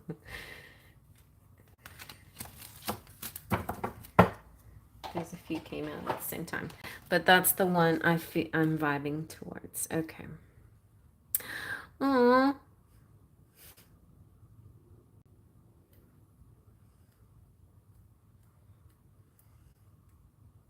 There's one called Fairy Magic. So celestial. This celestial card brings with it divine energies of the benevolent beings who are assist you with the human journey of incarnation. Perhaps you've been struggling to understand exactly what your purpose or soul's role is on the earth. You could doubt whether you even have a purpose or if you hold any special gifts or qualities. This card has come to you today to reassure you that you are indeed uniquely gifted in your own special way. The celestial beings who love and support you are here, want to ease your worry and doubt. Most people find their purpose almost as if by accident, and although it would be nice to have a magical scroll fall from the heavens which stated clearly what we are here to do, it isn't going to happen that way. We must discover this for ourselves.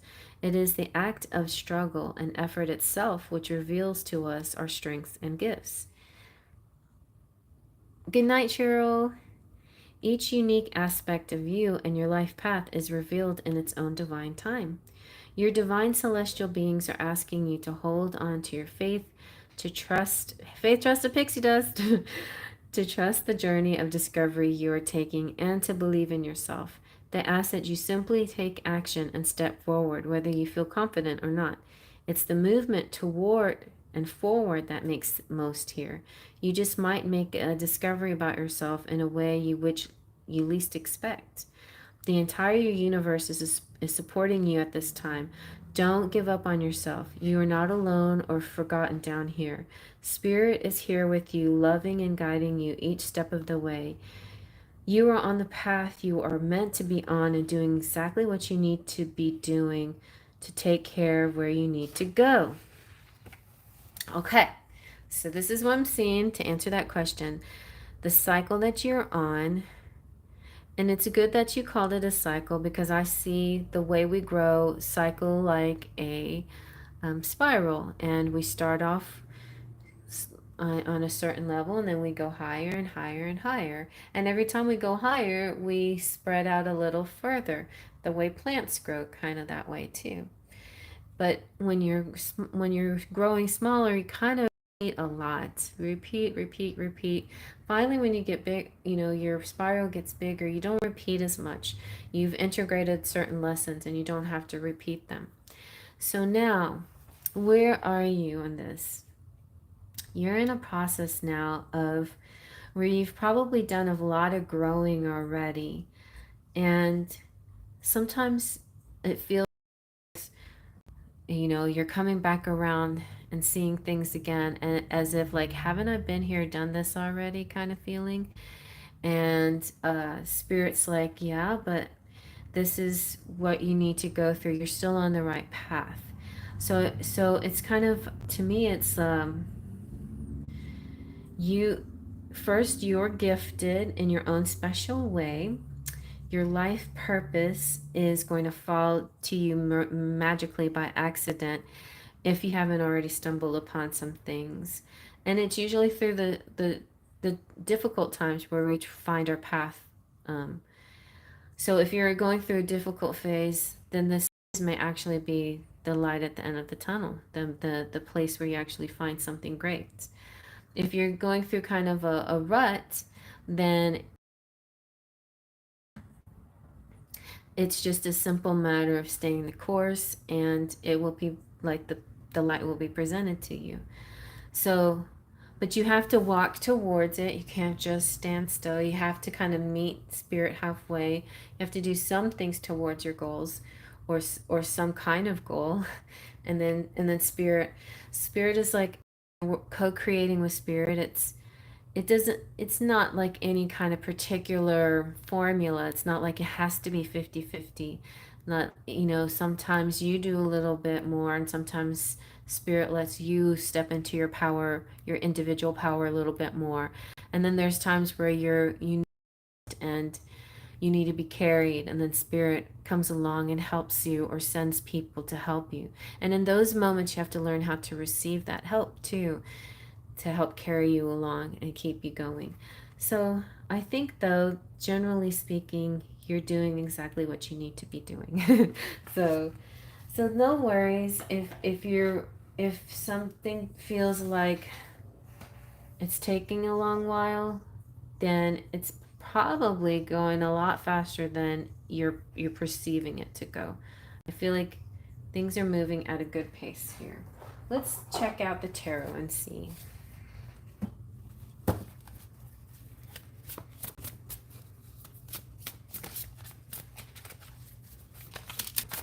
Oh, there's that King of Wands.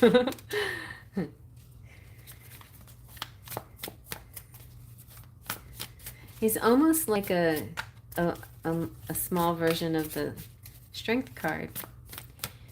And also I thought of Footsteps too, the Footsteps poem where Jesus, Jesus was involved in this. So a person's walking along the beach and there's two sets of footprints. The person's footprints and his like guardian angel or Jesus is with him. And then after a while, things get really rough and he stops and he doesn't see the other set of footprints. He only sees his and then he's like asking Jesus, "Where were you when all things went rough? You know, I only saw one set of footprints." And Jesus said, "That was when I was carrying you. Those were my footprints. I was carrying you." So I feel like there are times you may not even realize it, but there's going to be times where your spirit guides actually put in a lot of effort and help you through difficult situations. So that's one thing. And then of course the serenity prayer that I always think of when I see the strength card. uh, God grant me the serenity to accept the things I cannot change, courage to change the things that I can, and wisdom to know the difference.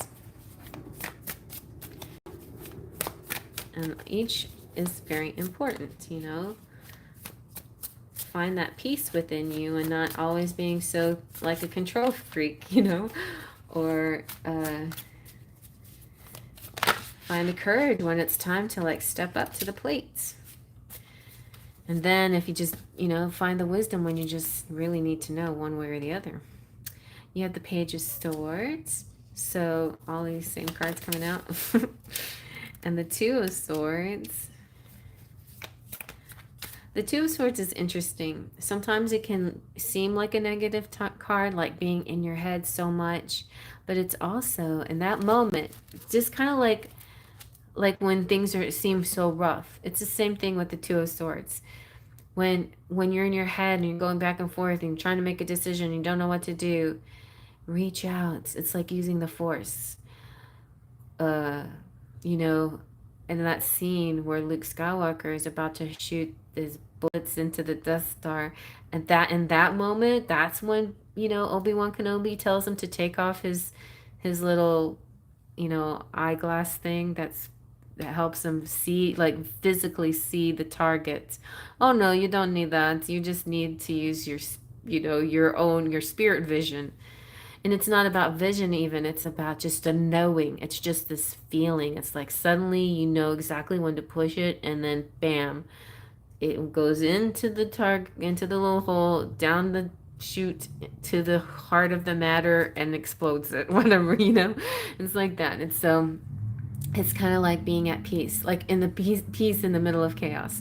Suddenly you just let go of everything and you're like, and you let your third eye take over and you see things very clearly and you know what to do in that moment. That's kind of how these things, page of swords is kind of similar energies, like, but this is about knowledge and wisdom and learning things. So it's like all the things that you've ever had to learn. I also feel like the next part of your spiritual journey has to do with ascended masters, like Jesus, like this King of Wands energy, the somebody coming to you to guide you, an ascended master energy coming through.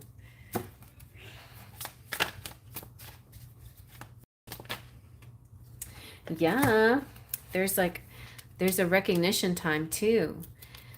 You have to be a little bit careful with recognition because you know you don't want that to fall into ego, right? But the recognition is basically spirit saying, "Job well done." You know, good. We see you. We see what you're doing. And then you've got the death and the rebirth. learning new things, letting the old go.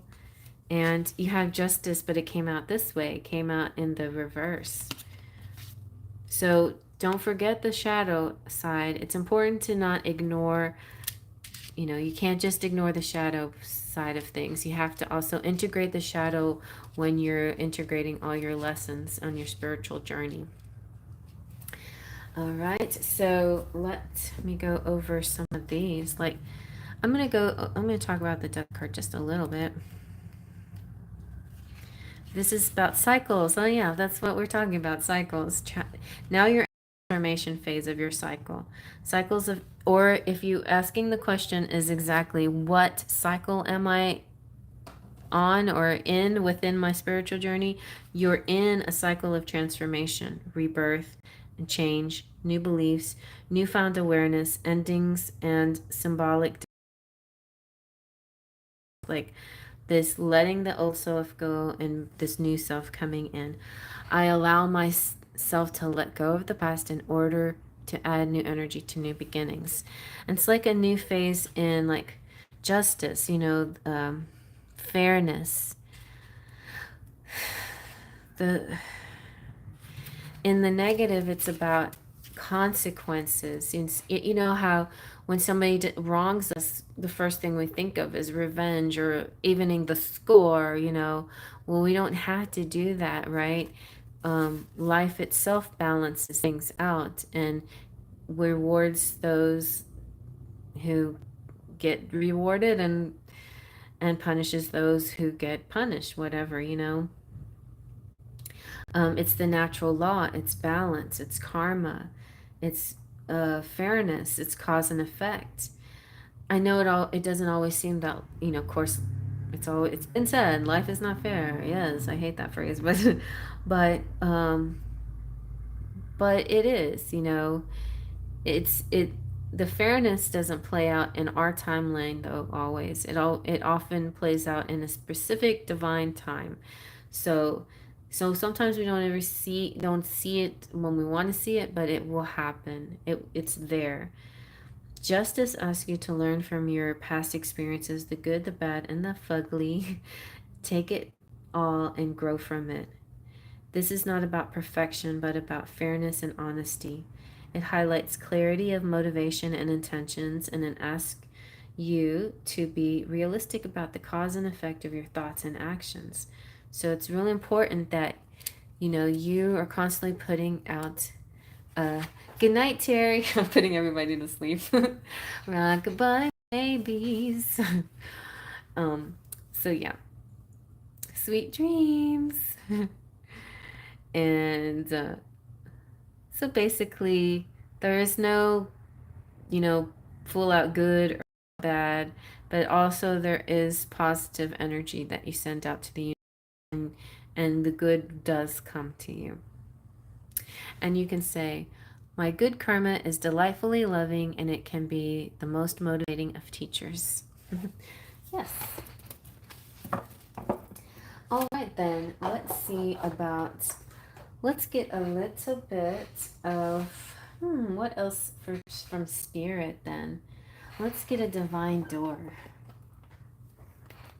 I was hearing something. What am I hearing?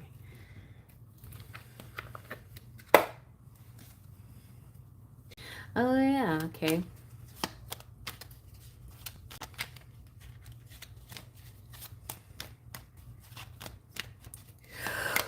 I think Spirit wants me to get one of the 11 crystals decks. I'm trying to see which one.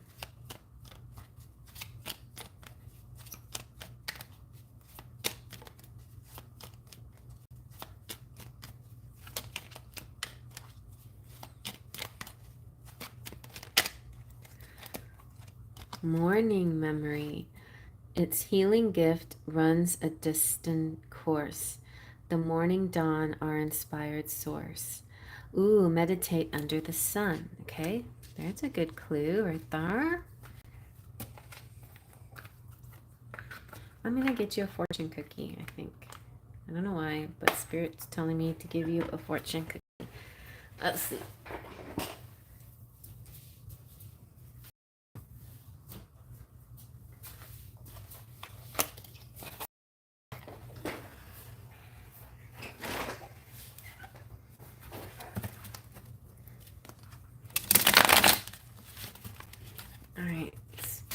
What is your fortune cookie?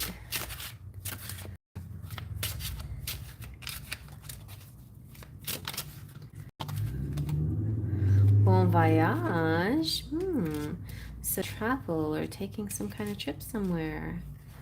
So that could be part of your destiny.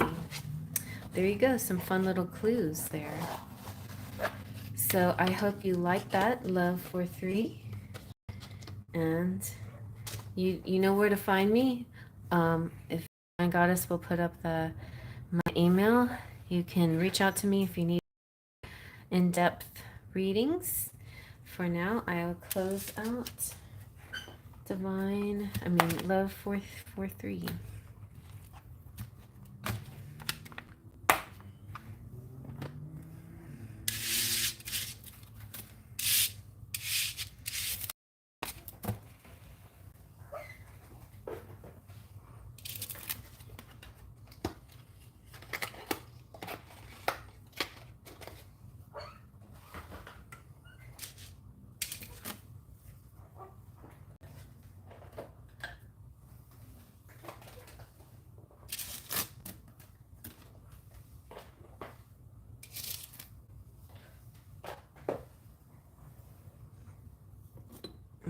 Okay, now we have Divine Goddess.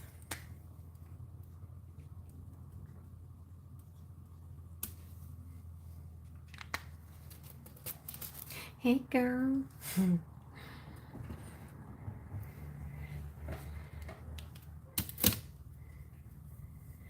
I think I will. I'm gonna go get a drink. I need to stand up to a little bit. My sciatic. I'm hurting a little. Ah. Okay, but I was going to write your question before I go get up. And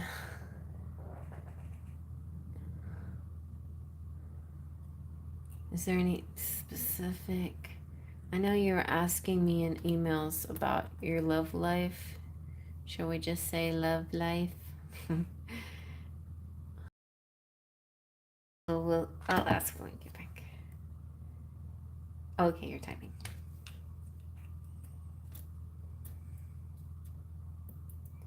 In a sweetening jar. Okay, and I eat them all up.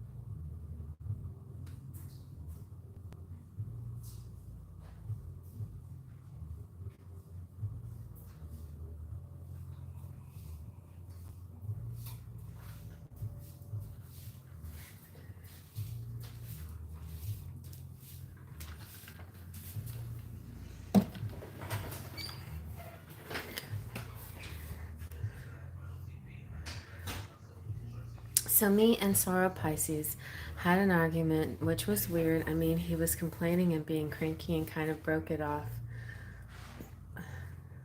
Yeah, men do get periods too.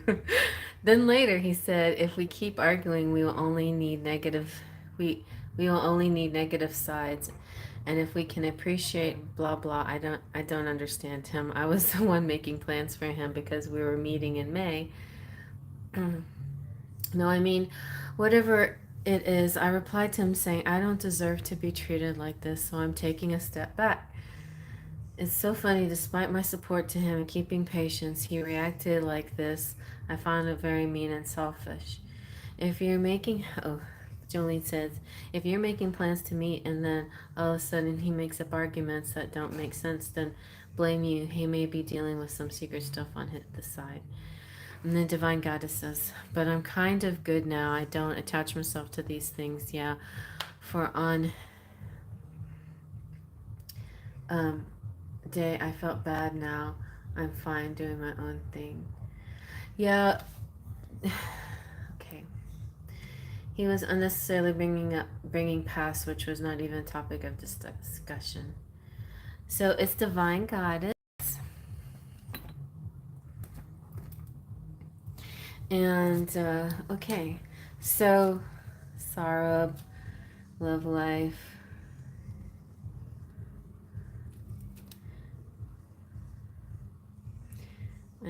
I'm not sure if is it two A's anyway. Sachi or two H's. Sachi or two C's. There's two letters in there, right? Somewhere. Anyway, uh,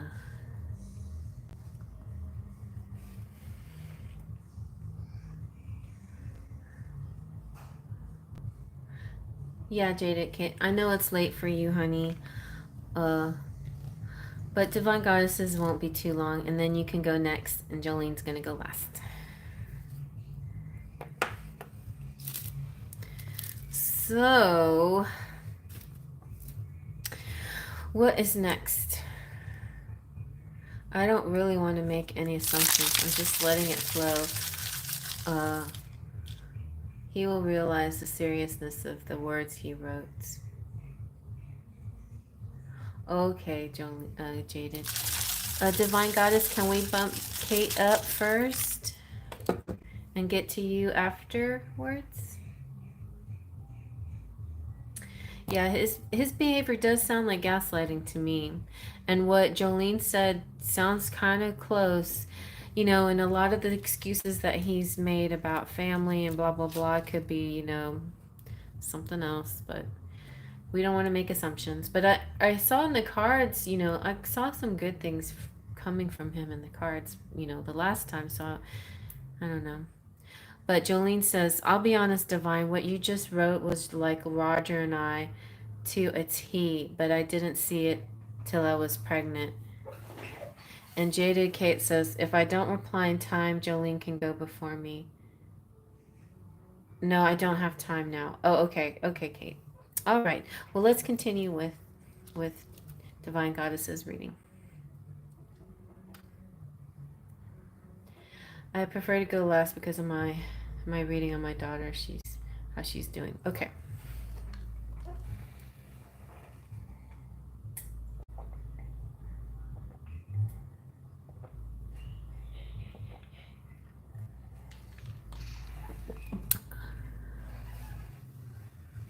Okay.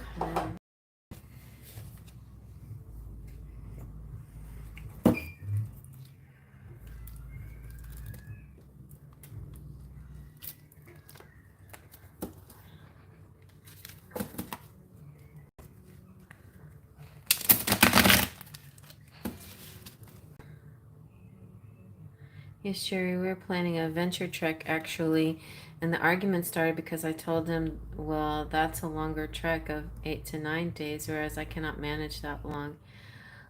We could do like 4 to 5 one, and I even came up with an alternative. I mean, I understand he's going through a difficult phase. He lost his job and he's packing up stuff to go back to his parental home, but he is weird.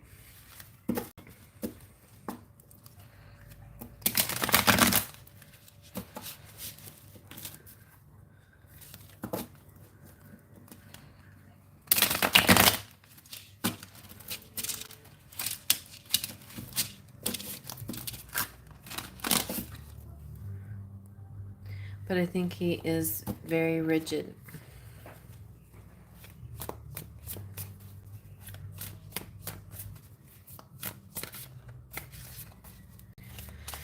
Jolene says, trust your gut. Trust your gut, girlfriend. Flags are flying. Yes, Cherry. I recall that reading in love. All right. We have the Knight of Swords. He's running. He's chasing his motorcycle. He's got a, what is that? That type of arrow things.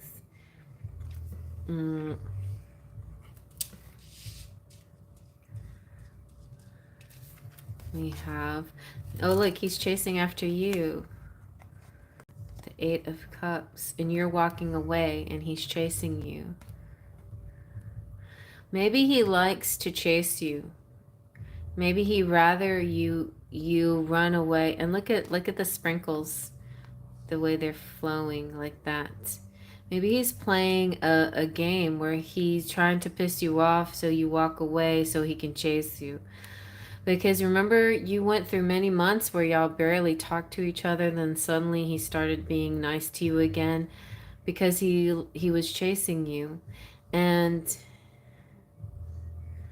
I know he's a Pisces, but I'm sure he has like an Aries rising or Aries sun, moon or something like that. There's this, there is this bit of, and men in general want to be the chasers. You know, they want to chase. They just, and they want you to be worth something to chase, you know. So let's keep looking.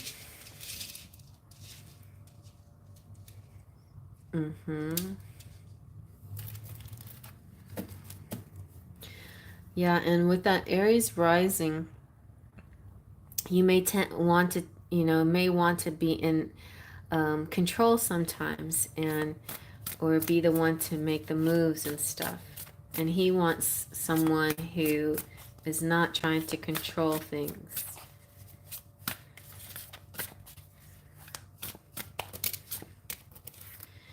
But when y'all are both, well, this is him when he's in his higher state. When he's being in his 5D self, then he's perfectly nice kind of guy. The kind of guy that you really are attracted to. The Pisces, the King of Cups. But, and there could be some messages incoming soon. Again, better messages, more passionate, more to the point, or more expressive. But the Eight of Pentacles, so this feels to me like your relationship is still growing. It's not necessarily stuck in that one spot.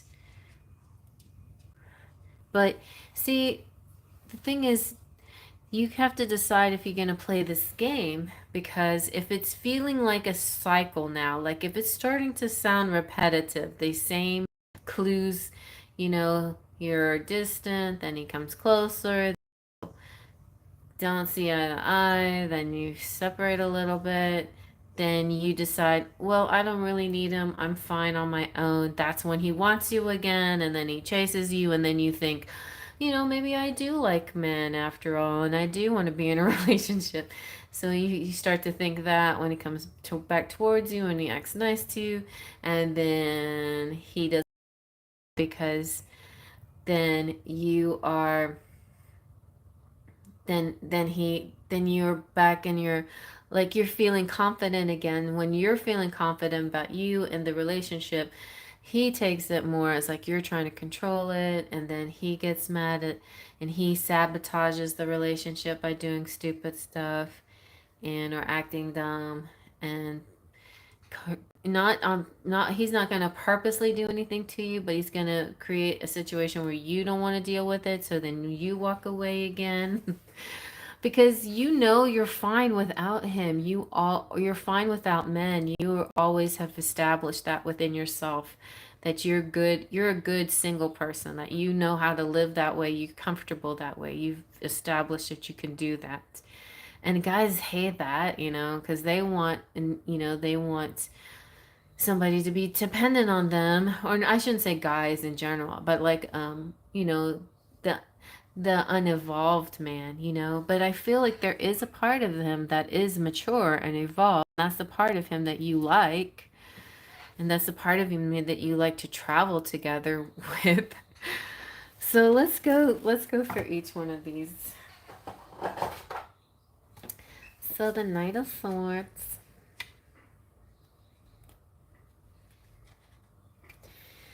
This is about going fast too, like maybe making decisions too quickly. And this argument happened and Mercury was still in retrograde. So give the retrograde, maybe give it a chance because of retrograde. We'll see. This is decision making, intelligence, wit, determination, saving the day, the pursuit of excellence, ambition, and being assertive and success. The knight has one thing on his mind, and it's running toward his success. He's determined and passionate, articulate and intelligent, and he has intensity that is hard to grasp. With the grace and speed of an athlete, he turns on a dime, and since he has no doubt in his sound logic, he succeeds. Are you bringing your belief in company? So this is kind of like he may think his way is the smartest way to do anything, you know. And so it's like, why do like he doesn't want to take your thought into consideration. And then the Eight of Cups is you too. Like this is both kind of like it's like running. It's like determination. And the Eight of Cups is also letting go, releasing that which no longer serves you. A ritual of releasing, a time to move stuck energy, walking away, leaving your old reality to pursue a new one, abandonment. She has released her last cup into the sea, and her bowl burning ceremony is over. It's time to walk away from something in your life. Or is it time? Choosing your sacred dream, especially when you're feeling disappointed, is one of the biggest acts of self love that you can enact. When you take that very first step, you begin to choose yourself. There's nothing more healing or more powerful. Find your resolve and untether any anchors that are holding you back. Though your disillusioned heart may require some TLC, tender love and care, you can realign your path by shedding outgrown expectations, hopes, people's ideas, beliefs, guilt, or ways of being. Wow, how mean. If you find yourself exhausted or confused or jumping from thing to thing, I know that you are entering a mystical period of intense shifting, and that releasing old stories will help you travel lightly. Go in the direction of epic dreams, happiness, and greater meaning. I walk away from negativity and I choose myself in a rebellious act of self love. Sounds like what you did. You chose yourself in a rebellious act of self love. Now, are you going to go back and repeat the cycle just because he shows up as a King of Cups the next time he comes around? I don't know. Because the King of Cups represents love, emotional intelligence, patience, experience, stability and balance, creativity, diplomacy, someone supportive, nurturing, a wise leader. He softens his gaze and reaches for his singing bowl. When something unexpected comes into the King of Cups is awareness. So it's like you're wanting from him into him. um, that may shake the another's person's composure and send them into a state of stress or anger. He regulates his emotional state with his mature practice meditative energy. This may be the way to deal with arguments is like not to get mad and triggered, but to rise above it. Allow your emotional intelligence to guide you as you seek to marry logic, kindness, and love. If you're in a situation that asks you to navigate tumultuous energies, find your grounded serenity by calmly choosing care and diplomacy over.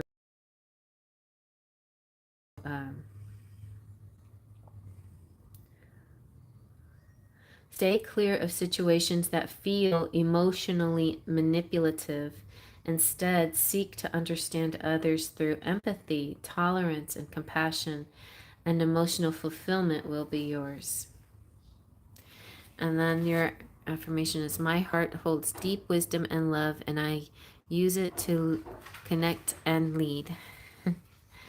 So something quickly is happening with the Eight of Wands. Quick communication, quick change, a shift of things, quick speed, velocity, travel. So it may mean that you're still going to go on your trip, maybe by yourself though. Commented on your meditations. He told me because you get overwhelmed, you feel the urge to go for meditations every now and then. That's great. That's weird. All right, let me read this. Okay. He started criticizing me. That day I replied, "Well, I think I realized my mistake. I need not go out of the way to make others feel good. I should be transactional. I learned that lesson." I said, "I don't know, Cherry. Tell me what should I do? I'm not reaching out to him. That's me." You know, he commented on my meditations. He told me because you get overwhelmed, you feel the urge to go for meditations every now and then. I replied, well, meditation is a way of lifestyle. I do it every day and morning as a part of my routine. Right? Yeah. So this is about a positive resolution and good news. So it's good. You know those moments in life that feel like a sprint? This type of speedy energy is coming towards you. It's inspirational, it's fiery, it's positive. And now, if you have a gut feeling that needs to be acted upon, listen to it. With all of this movement, avoid being swept along by an unpredictable tide. Just, um, you know, consistent movement is the key. Consistent movement that feels your heart is the best place to start. So it's almost like you're walking here and now you're running. It's like, no, like he seems so tempting when he's talking to you nicely and he's mature. When he acts like that, you run faster. And then you'll finally be back in your money again. You'll be back in your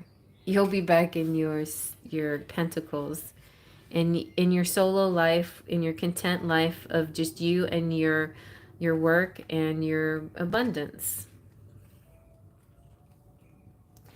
So this is you mastering your skills, you being an expert.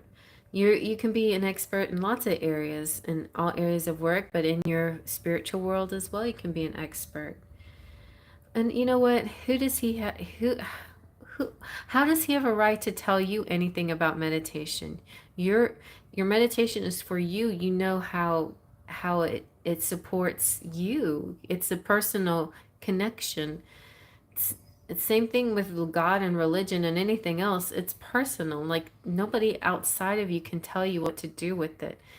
And in fact, I've had a situation similar to that. It's like, who are you to tell me what my relationship with God is? You know, like, how do you even know? And I could totally turn the tables around and criticize you for your sinning or for you not doing godly things, but I'm not going to because I feel like it's obvious. If you just took a look in the mirror, it's obvious. But it's not my responsibility. My responsibility is my own relationship with God, you know? I'm a spiritual guide for you guys, but I'm not telling you guys anything that you're doing wrong or right. I'm just like allowing the path to unfold before you so you can see things for yourself and how you know how you need to deal with whatever everything's coming up. In fact, even more so with you, divine goddess, I rarely want to say anything to you because you're spiritually very in tune, and that's similarly to you as with Terry. Like when you're asking about your love life, you're very close to the person, so it's hard to be objective, and that's why it's nice to go to a third person and talk to them about it. And that's what I'm here for. I'm helping you, like, you know, I'll help you kind of clear out some of your be the listener and the guide, but ultimately, deep down inside what is the truth for you, what you need to do for yourself. And I think you'll find it. What does he want, I wonder? I was like, because he is ignorant. Jolene says, let's have a grounding meditation circle when I get rich. Okay, let's do it. Yeah, it's a personal choice. It's like my connection with spirit, really. I will not let anyone come in between that. Yeah. Maybe he's jealous. That could be it. He could be jealous of your connection with spirit and see that that's above your connection with him. But I mean, I was raised to believe that, that God is first and then, like who would you put next? Like for me, it's children, my children, God, my children, then my family, all of my mom and my brother and sister. But it's I feel like that to me makes sense. That's how you put your and I mean, if I had a love in my life, they would still come third, under my kids. So, and that's just it. That's just the truth, you know? And that's, when you're entering a relationship, you kind of have to acknowledge each other's boundaries in that regard too. Your priorities. What are your priorities? Where do I see myself? Where am I in your priority list? I mean, I would want to be in somebody, at least I'd like to be in the top 5 of somebody's priority list, but top 3 would be nice if I was in a relationship. I love my community of people like-minded like us. Yeah.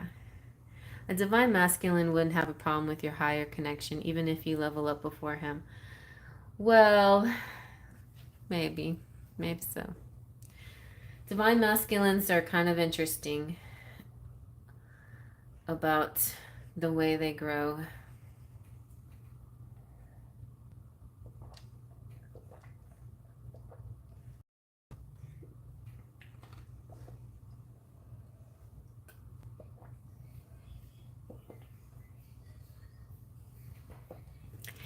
And the masculine and the feminine can get easily triggered, so it's not just the masculine that gets triggered. But let's get. I think we need to get a return of spirits message for you.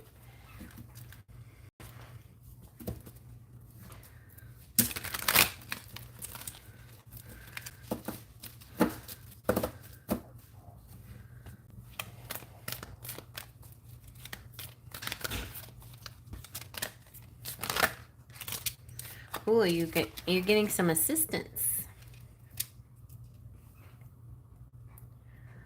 Hope he will realize this behavior. Well, that's his journey. I know when you guys intersect, it becomes both of you. But when you're not intersecting, when y'all are parallel, he has to do his thing his way at his pace, right? All you can do is be a good example. That's it. The best example.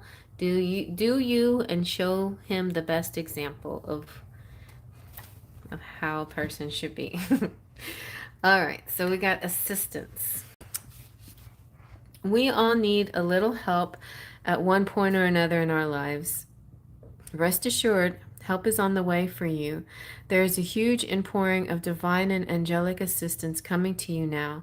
This card is for your help for you today to let you know that your need for help has been acknowledged.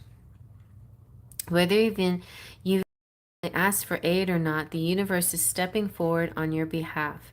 This assistance can come in many forms. Sometimes it comes in the form of another person. It could be this may not even be Sarah, but it could be a good guy, a nice guy, a different guy, somebody new coming in. We do not necessarily have to know them personally for them to influence our lives. Through a series of divinely organized coincidence, a complete stranger can make their way into our personal world, providing the help we so greatly need. At other times, it may be our closest friends who lovingly step forward to assist us. However, we can also experience a sudden shift in circumstances, which occurs for no logical reason. This can happen to certain individuals who we may be having difficulty with. Either something energetically shifts in them, or we suddenly understand how we are to deal with that pattern. That's perfect. How are you going to deal with that person? No matter how it happens, it is Spirit working in your life. So let this be fair warning. Help is coming. So don't do something silly, such as say, no thank you, when help is offered to you. Do not let feelings of not being worthy or deserving get in the way. Do not allow your pride or need to be the giver interfere with the divine offering of assistance. You most certainly deserve it. Allow yourself to receive it. Just smile and say thank you. Just as this assistance comes to you, sometime soon Spirit will call on you to provide a loving hand of help to someone else. Oh, interesting. I like it. Exactly, yes. Okay. It might feel like a relief. I know sometimes that happens. We get in an argument with somebody, things fall apart, there's a separation, and then you're like, oh, good, thank goodness that's over with. It's like a little bit of a relief. Like, I didn't know what to do. I was just so confused in that situation. I didn't know how to be my best self, how to put up these boundaries that are important to me without hurting somebody. I don't want to hurt other people, but I want to be honorable to myself, my self-worth and my self-love. I don't want to hurt anybody else in the process, but if somebody's going to be hurt because I have boundaries, then it's probably because they have something going on with them, and that's just like beyond my ability to fix, right? Some people have to just learn themselves how to fix themselves. There's some things that you can do for them and other things they just have to do for themselves. Yes, I don't like to be out of my element, right? Yeah. I mean, sometimes it's good to step into and try something new and stuff, but to like totally go against morals or beliefs, or totally go to the shadow, or you're just like you decided that you don't want to be a shadowy person anymore. You want to be a light worker, like that's your natural person. Your natural being is being a light worker, and it's not natural for you to go into the shadow, but you dive into the shadow sometimes, but it's for me it's not an always thing. It's not like I'm nice, I'm light by day and shadow by night. I'm light day and night. Occasionally dip into the shadow, very occasionally. It's not who I am. I'm not the shadow. And I want to be who I truly am. I am of the light. That's it. So I get you. Anyway. Anyways. You want a few little charmies?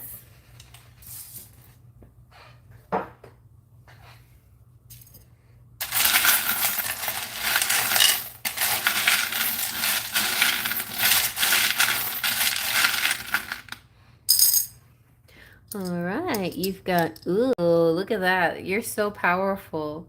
Your third eye chakra is like, bam, and you're seeing the truth for what it is. You're on Fox. Ooh, what? Oh, on 4. Why did I read it Fox? On 4. You're so special. Look at that. You're someone very special. This is you loving yourself because you're very special. And you have Libra. Maybe this guy's a Libra. He's charming. And you got a piggy. This is optimistic and sweet. And you have a hand. Somebody's going to offer assistance. When they do, say thank you and take it, because it could lead you to a nice person, place, events or something like that. Okay? You know what? I did the same thing to my ex. That's so weird. But it's true. It's like, it suddenly dawned on me. Damn.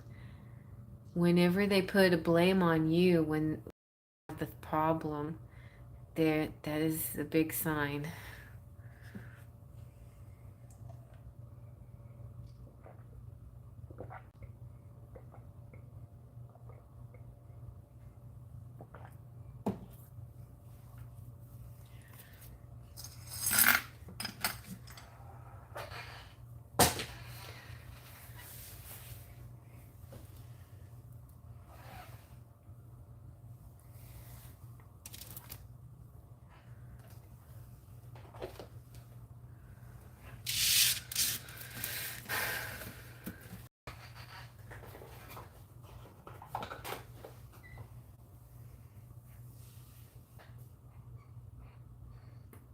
Ow. He started asking me to, do you even know the meaning of gaslighting? Oh my gosh. I was like, I know, that's why I am saying it. I was like,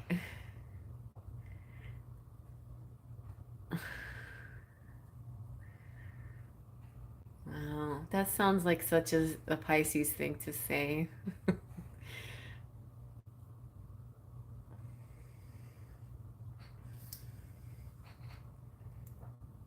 Yeah, just let it be. Let it be, let it be, let it be, I'll let it be. There will be an answer. Let it be. All right, it's Jada Kit's turn.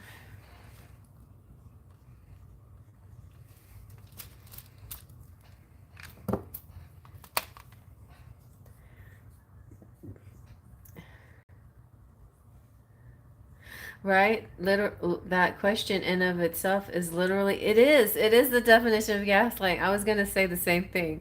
Gaslighting is what you just did, dude. What you just, what you were asking me is gaslighting. Oh my God.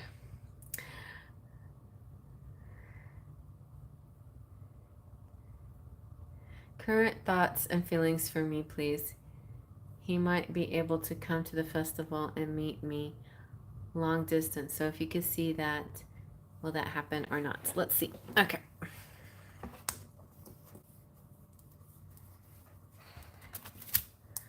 So his name is Ilja. That's cute. Is that like Norwegian or something?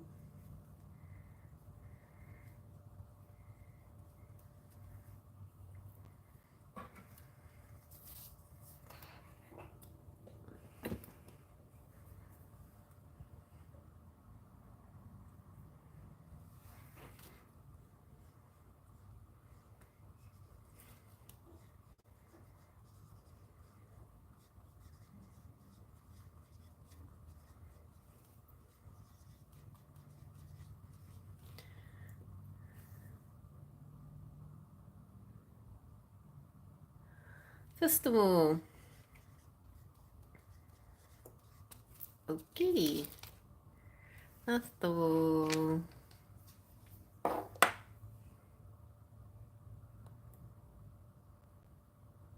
I like that. Finish. Like French Ilja. Nice. Pretty.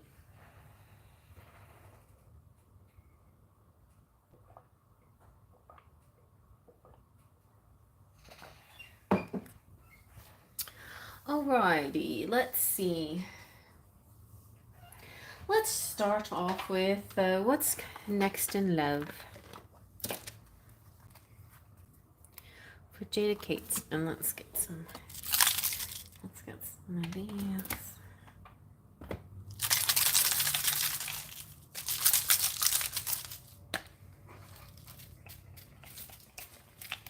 Oh, I should have sprinkled some fairy dust on Terry.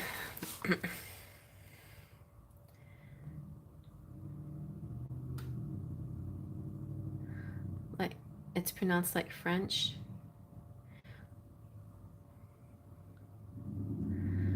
Well, my name is French and it's pronounced Jean. So I wasn't sure what part of it was French. Was pronounced French.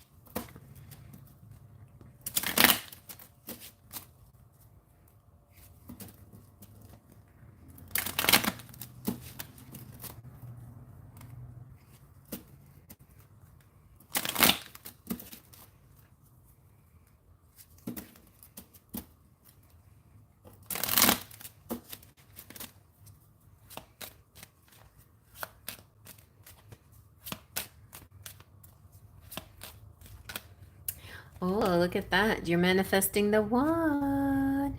Very soon your true love will arrive. Oh, you're going on a great steps together. Great love. Follow the path of ascension.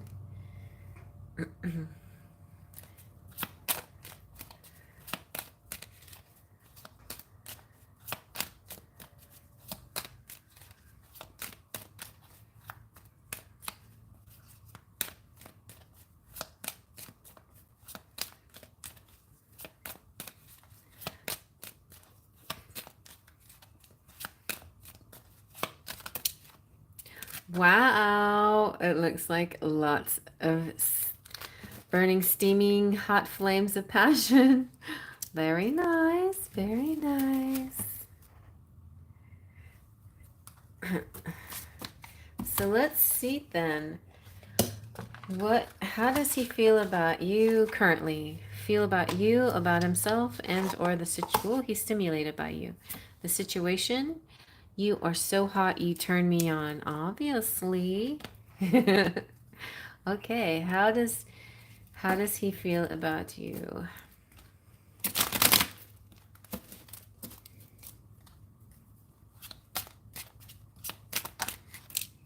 Ooh, the second passion card. Wow. I feel a strong drive to take you in my arms and get naughty with you. Get naughty. Let's get naughty. What else? What else? Pumpkin's like sniffing my legs. So, I don't know what that means. Ooh, oh my gosh. It's like he's got a boner for you. He's empowered, feeling good, like I can take on anything. Wanna take me on? Yes, take me on. Yes. What was that? Okay. That's not important because it didn't flip. Okay, he's got a little bit of responsibility issues going on right now. Feeling like the weight of the world is on my shoulders. He seems like such a manly man. He's got a lot to do, you know. He's got these things to run in this world he lives in.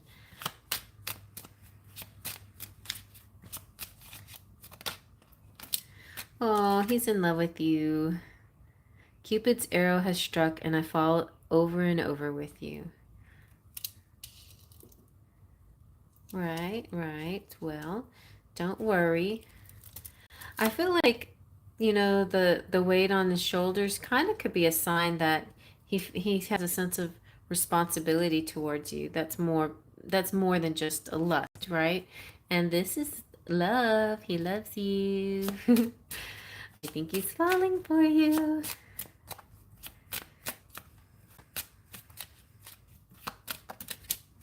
And he's intrigued by you, feeling like I should investigate these clues.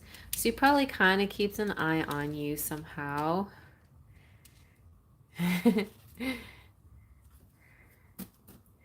So yeah, let's see, you know, maybe I mean, would you like to keep going with these cards? Let's see what would be the very next card about his feelings. Feelings. Whoa, whoa, whoa, whoa, whoa. Feelings. Whoa, whoa. Oh, sometimes he feels left out. Oh, you know why? It's the long distance that kind of gets to him sometimes. That kind of frustrates him. But, you know, he sees you as his muse, so he can keep going because of that. My creativity is boundless now that you're in my life. Thank you for your patience. You're so beautiful. All right, I'll get two more.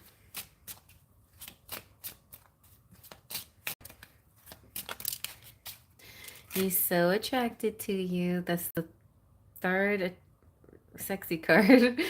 You are so beautiful to me.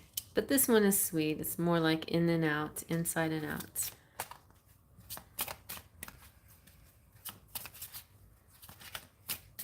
And this whole muse energy, you know, this is a little poetic. There's kind of a poetic energy I feel coming from him. He comes off kind of, you know, manly, but I think underneath the manliness is a bit of a softy, a poetic, romantic type. Well, I can't tell yet if he's thinking long term. Let's see.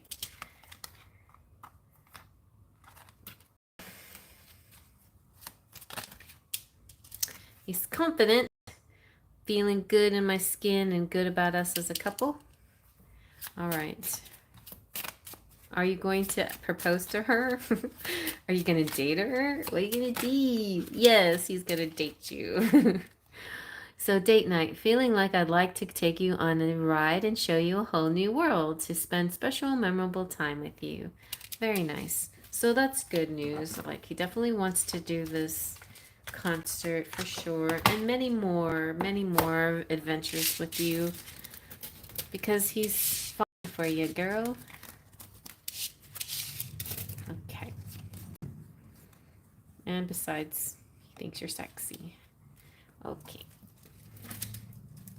So let's see a little bit what's going to happen at the concert then, or what's just going to happen next.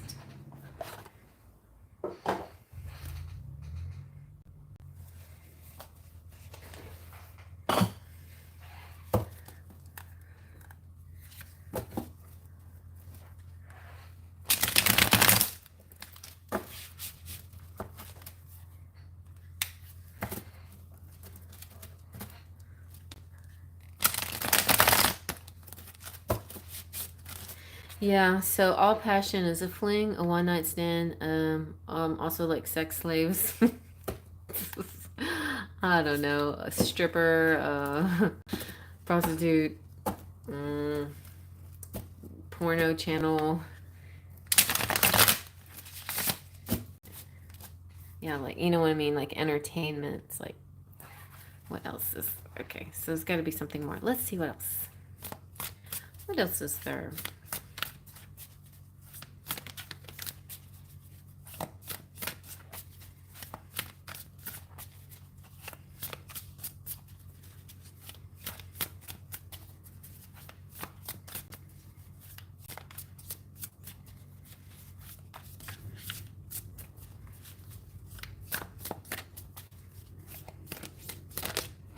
Ooh. Maybe he wants to make a baby in you. I don't know. I think he definitely sees you as this mother energy, this divine feminine, his divine feminine maybe even.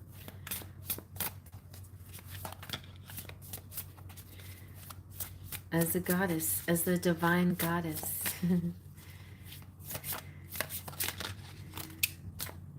And this one, it's like you're the motorcycle that he's running towards, and he's not going to give you up.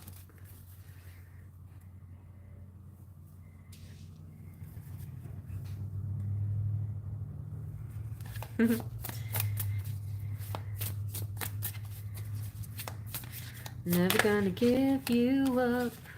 Yeah, he feels very, very comfortable, like he's known you for a long time. Even if you haven't known each other very long, like it feels like he's known you forever. Like, you know that feeling when you're with somebody, you're like, have we met someone before? Like, somehow I know you, or you're with them and you're just like, I feel like we've been, or I feel like I've known you, you know, I've known you a long time. It's just that kind of vibe he's feeling.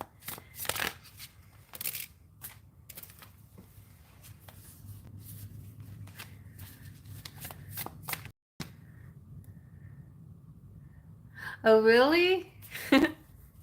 I was thinking that song in my head. Oh my gosh. Really? Uh, Oh, did we all spiritually rickroll each other? Oh my gosh.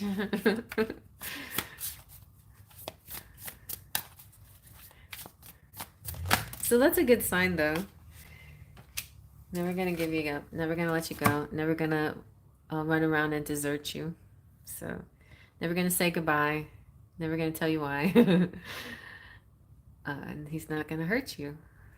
And it looks like that looks nice. It looks like, oh, this looks kind of like your festival. It looks like it's gonna be really fun,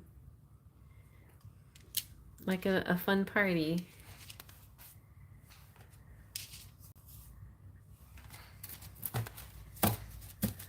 Let's see what else. I'm gonna get one more and then I'll break it down a little bit more. See.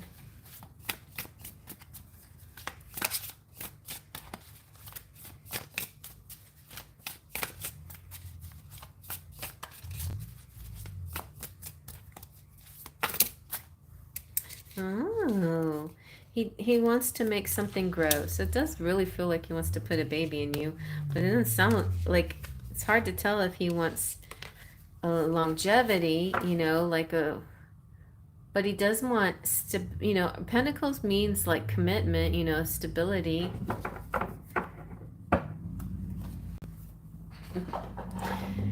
So let's see. So Miss Empress, you are the sun. You are hearing songs. What's going on? You are the rain. You need to know I love you so, and I'll do it all again and again. Whoa, whoa. No, he really likes you. Okay. So you're the divine feminine, your prolific creativity, your fertility, your motherhood, unity, the goddess, sensuality, nurturing abundance, empathy and unconditional love, and unification of mind, body, and spirit. And usually I only hear that phrase for the lovers. So it sounds kind of like lovers energy going here, like this kind of unification energy you feel together. This Gaian Empress radiates fertile energy, positive outcomes, and unconditional love. This flourishing creative energy is of the earth. So we bring your dreams from the ethereal realms and ground them, share them, birth them. Her bountiful abundance is always available to you, and she reminds you to find her regenerative beauty everywhere. You are entering a time of profound healing and blessings, and if you're feeling any lack of inspiration or possibilities, seek to heal your physical temple and to nourish your soul by embodying her shining creative essence. Calmly move in the direction that which whispers yes. And this is like an affirmation card. It's kind of like the yes card. You're on the right track. Keep growing, beautiful seer, and work with the nature of your situation instead of against it. Very nice. It's like, I am ready to give birth to my abundantly rich future. And that's what, let's see. Oh, yeah, the Seven of Pentacles looks like abundant, rich future. Oh, he's a musician. Very nice.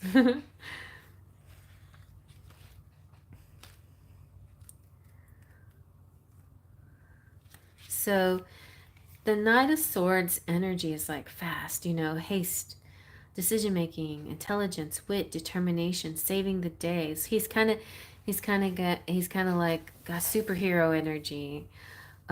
He's in the pursuit of excellence. He has high ambitions and he's assertive and successful. And he's all like running towards success. And so I guess the weight of the world kind of card is kind of like his work. He has a lot of ego involved in his work.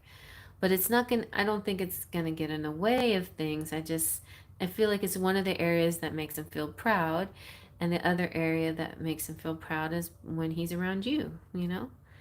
And it's kind of like hard to tell yet where he wants things to go with you, but overall I feel like a strong contentment here, like a happiness, just plain joy of being with you.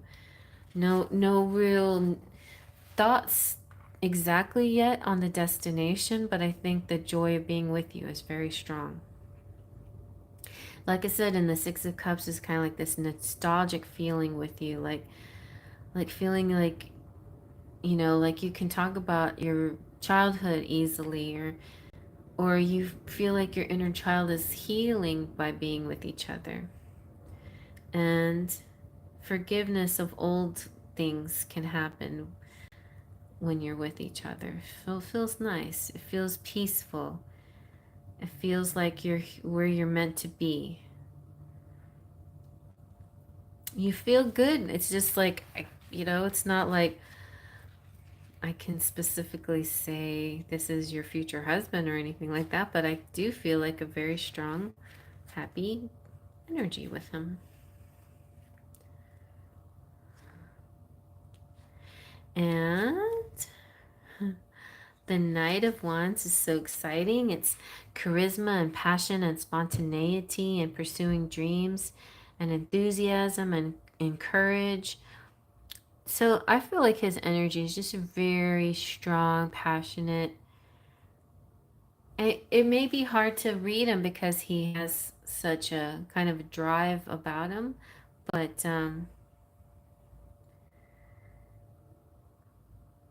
but you're definitely very important. The feelings he feels for you. The drum circle. Oh, we were talking about a circle, right? What was the circle that we're supposed to have? This is a drum circle. Allow spontaneity into your choices and gift yourself the freedom to shift your reality to match your desires. It's okay to crave new things and to run with the wind when you're feeling charged up about an idea. Go with it. Allow this high spirited energy to rush in and incite a wildfire of positive momentum. So this is like together together you feel very, it's just a very passionate energy between the two of you, but you do have a stability as well. So it's not just lust. There's something here that wants to grow. And I don't know if it's like he just literally wants to make a baby in you, or he wants to grow something between the two of you, like spiritually, and ground things between you two. So it's kind of like the words he might use may not be like let's date, or be my girlfriend, or be my wife, but be more like um, you'll know that he wants longevity with you when he starts sharing ideas of future things with you, like the growth of things. Let's plant this seed together. Or like even if you adopt a pet together or something like that, or plant a seed together that you watch grow together. That's usually going to be a clue that he wants longevity with you. Like L, LTR, long-term relationship.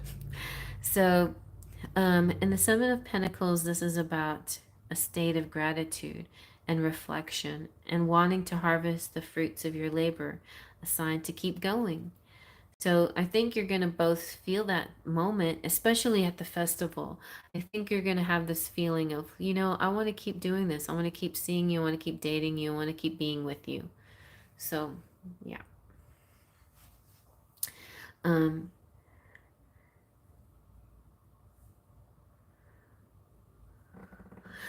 yeah, I think that's it. I think that's it. And,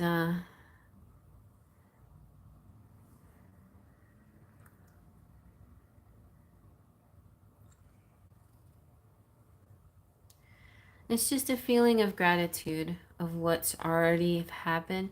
And remember, like, I just kind of sense that most of what's happening, above, his shoulders or whatever, you'll see his face be excited and expressive and stuff.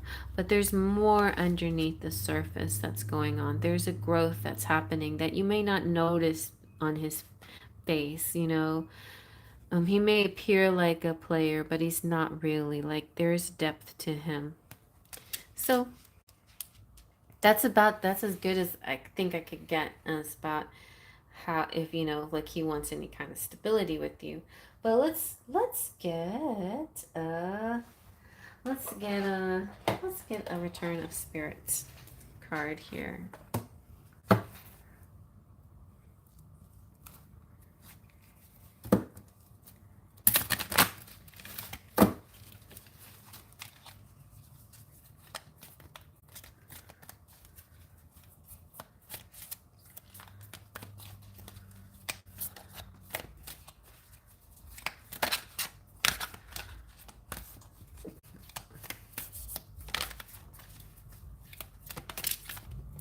Ooh, change of mind. That's like the booby. It's a booby card again.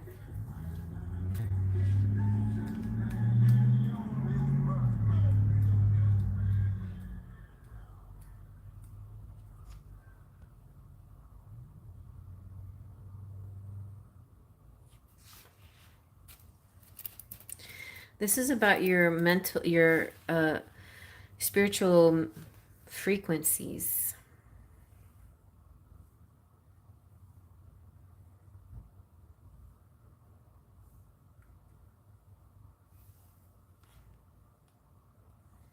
And becoming very clear. So this card comes when we're in the process of moving into a higher level of cognitive functioning. This is a direct effect of the shifting vibrational frequencies on the planet. Those who are ready for these new frequencies will begin to notice changes in their physical and energetic processes. This signifies a shifting of your conscious functioning. Your cognitive processes are beginning to operate within the field of higher frequencies. This can be seen as a change in your perception of how you view yourself, how you view the world, and your understanding of your innate connection with Source. You may find yourself making decisions based on abstract knowings. You will start to understand the underlying causes behind the actions and behaviors of others. You will find you are clearer in what your own truth is, and feel more empowered in it. Information will be quickly processed and sorted. Your thinking will start to encompass the bigger picture and understand how you fit into it. This is a part of the process in becoming an open channel to and from the divine. The division between thoughts and intuition will begin to fade as they blend into one cohesive faculty. You might find yourself in a bit of a brain fog as completes this frequency shift completes. And it's normal to experience forgetfulness, mind confusion, time passing quickly or slowly. That's been happening to me. Or doing things you would never have considered before. There could be mild irritability and a lack of patience with yourself and others. Oh, I get it. Okay. Do not worry if you find yourself frustrated with your mind's inability to process information quickly during this time. Once the energy shift is complete, you will be mentally clear and vibrant. Well, that's pretty interesting. I don't know what that has to do with your love situation, but um, it feels like you're leveling up. You're going through kind of an evolution, spiritual evolution, and that being said, you can only attract people who vibe high as well. Um, so I feel like you wouldn't. This person should not be low energy or low vibe at all, because you're only attracting the high vibers. The high vibe people. Yeah, you're on the same vibration basically, like that. So I don't think I'm guessing that for now there's no labels, no labels to be put on this situation with this person. But I feel like the most important thing is to enjoy moments, like live in the moment with them for now. I think things will develop more later.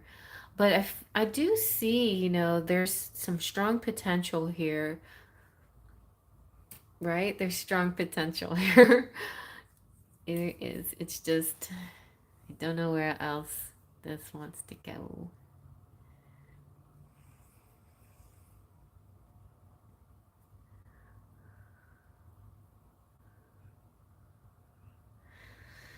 Okay, let's see. Anything else?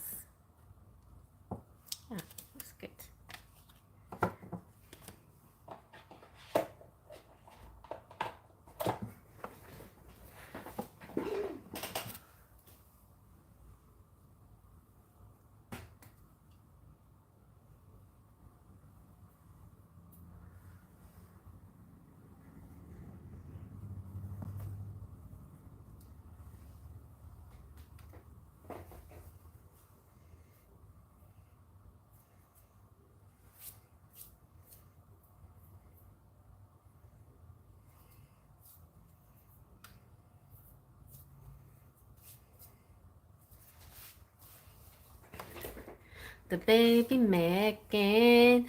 Let's do it. Let's plant some seeds. Do do do do do. Let's plant some seeds. Da da da da da do do do. Let's plant some seeds. No, no, no, no. Yes.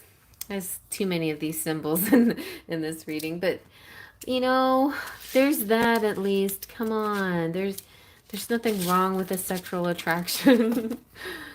Yeah.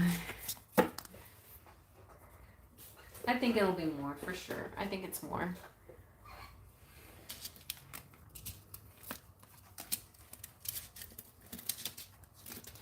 Fly me to the moon. See the dates. Inspiration. Inspiration.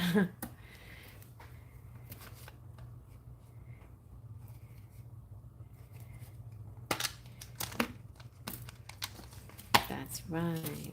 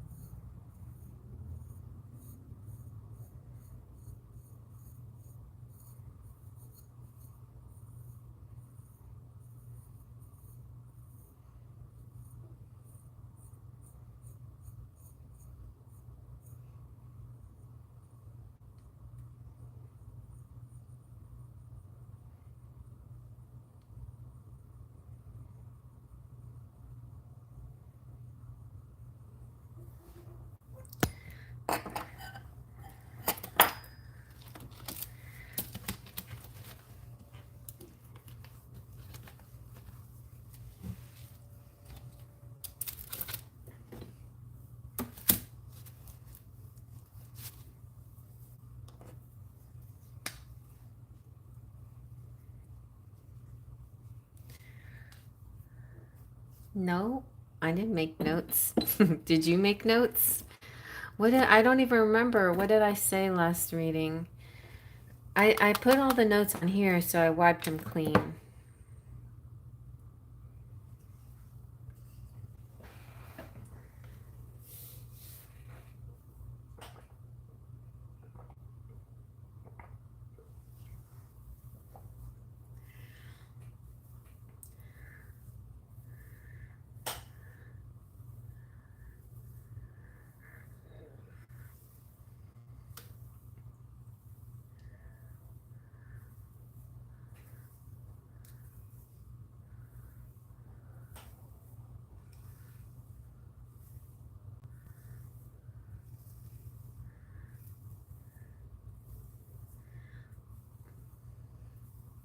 I'm trying to think what we said. It was several parts. Did I write down the several parts? Did I write it on a piece of paper?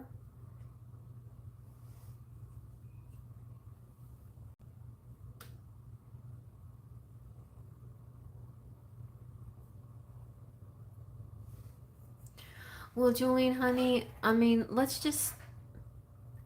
Oh, your daughter's case and the parts against the lawsuit. Oh, yeah, okay. Let's see. We're gonna take each part one at a time. Yeah. Huh.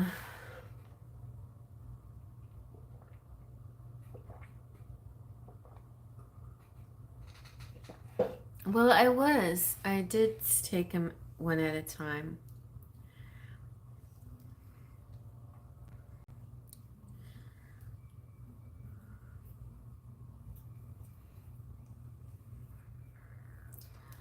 Yeah, I get you. I get you. Okay, so let me go over it again. So your daughter, it had to do with the Child Protective Agency, right? and and somebody that wronged you or wronged her. Oh yeah, and they were trying to get you. You were, so it's this state, or it's this company versus you guys. And yeah, and you were going to be a third party defendant. But you, oh yeah, and then you're needing to find a lawyer to, and the lawyer came out, and it looks like you're going to get the defense, the the the person to help you in your case, or help your daughter in her case.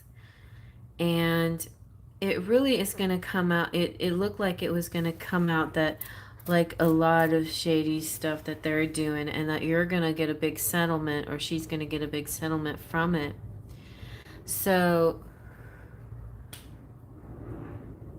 yeah, they're guilty, but and it looked like a lot of suffering initially, because they're gonna be bulldogs, they're gonna be assholes, they're gonna try to intimidate y'all. But I think you're gonna get the right kind of counsel that helps you to hang in there, because really you are in the right and they're in the wrong, and somebody's gonna really advocate for you. That's what kind of seemed to come out. So maybe it was the lawyer that I was gonna look into more and see what was gonna happen with that. Trying to think.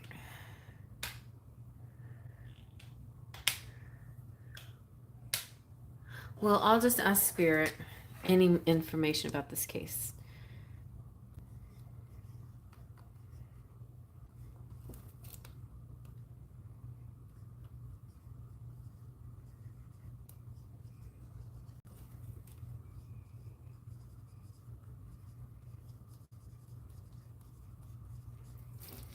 Okay.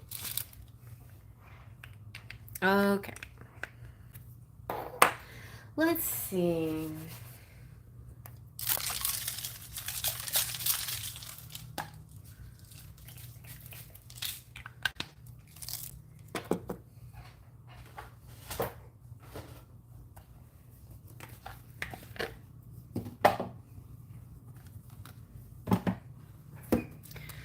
What do we need to know about this case? How do you see it working out? And then we can just see what you need to do at this time.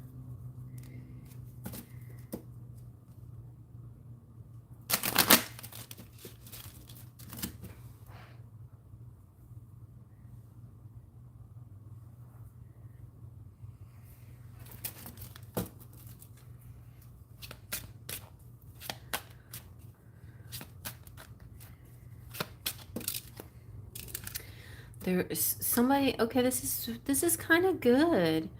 This is kind of, and then you got 33, which is the a master number. So this is kind of like a high level person, a high level lawyer, judge, even somebody who somehow gets connected to your case and is very concerned about how it's all playing out, and they want to advocate for you. I feel like that. Somebody coming through like a helper energy. Oh, the law office. Oh, as soon as you said law office, this fell down. Law office of Gregory S. Parvin. So that could be who he represents. And he's very concerned about your case. Yes, that's good. That's good news. He cares. It's not just going to be in there for the money. He wants justice for you. They did say we can also sue the school and the hospital because they failed to protect as a mandatory reporter who was aware of what was going on. On top of the personal injury suit, we are also considering the civil violations lawsuit as well. Wow, that's very good.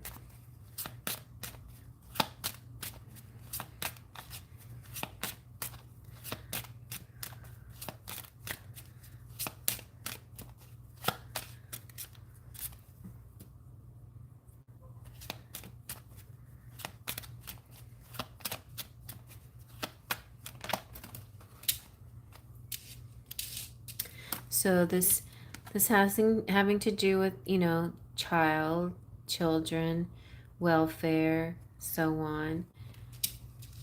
Um,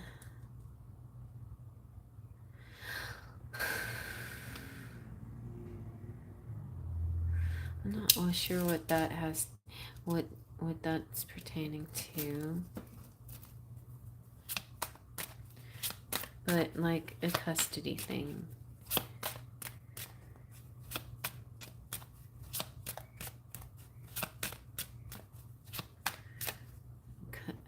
But not civil violations.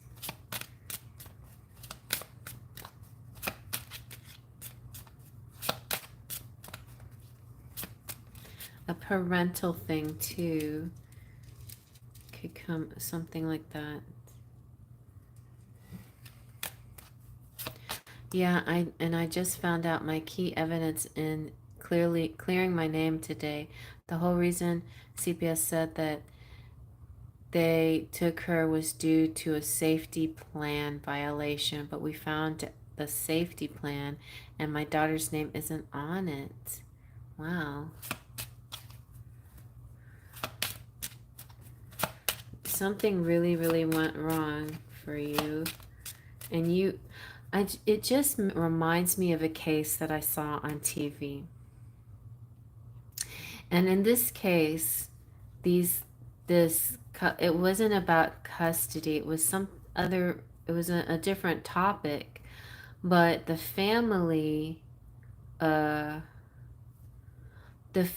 so the lawyer wanted the family, I guess, I don't know if the family was the plaintiff. I guess so.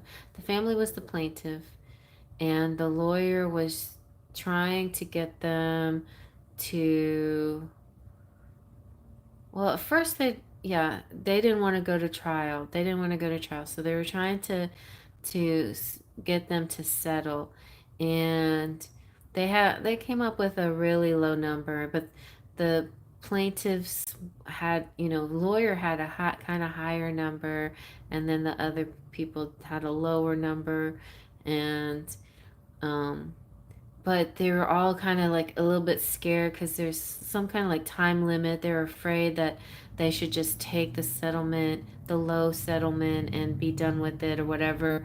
And then suddenly all this evidence comes out, and it's like really proven that these guys are innocent. And they take it to trial. They don't settle, and the jury awards them like millions and millions of dollars. So I'm kind of feeling like a justice situation in a similar vein, that initially it's kind of shaky. It's almost like you want to give in to, just to be done with it, but you may end up fighting a little bit longer and harder, but winning bigger. So I'm just gonna see. Yeah, I feel like the community represents all the people that are behind you, and I see also like this could represent a jury as well. Like everybody's behind you on this, and the community. But yeah, I think represents the positive people behind you. I don't think this represents the group, that took her away.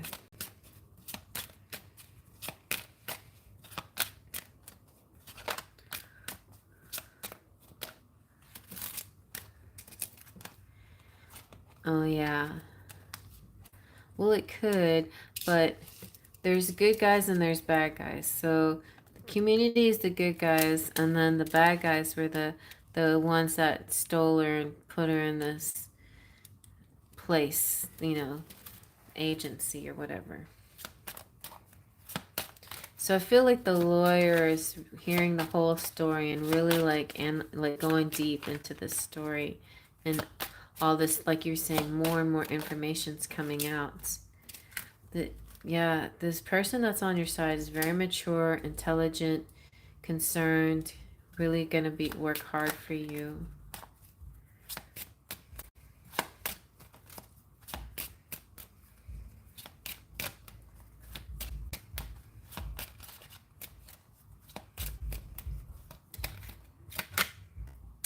Yeah, and then I don't know if you're coming out as the mature woman, Jolene, or if this is just like these are people that are going to be in your circle helping you.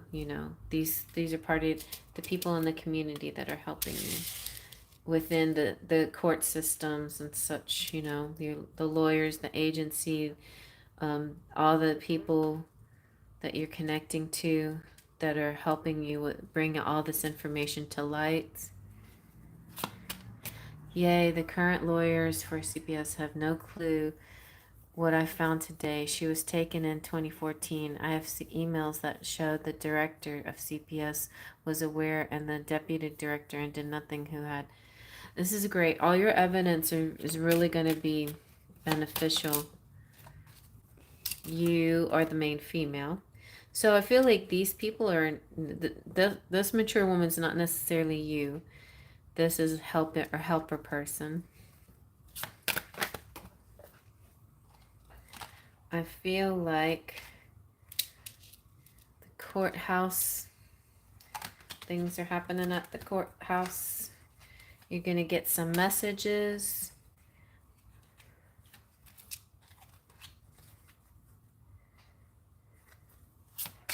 The outcome is great fortune. So you're getting more emails and more emails about what's going on.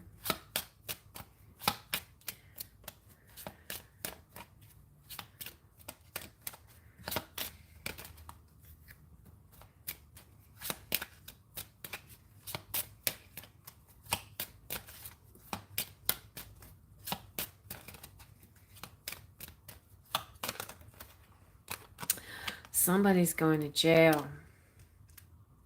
Ooh.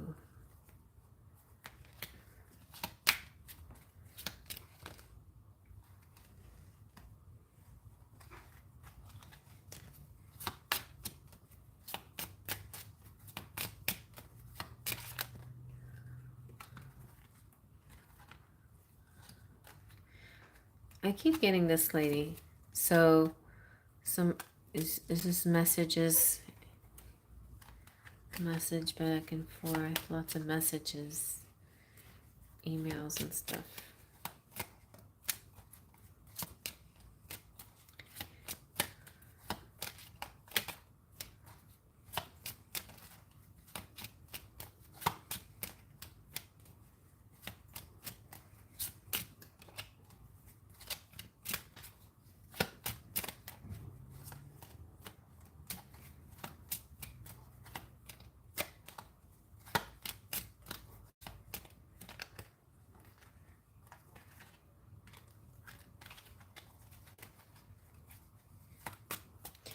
I want to see if you're going to get any kind of settlement or if you're going to go to court. I got courtship.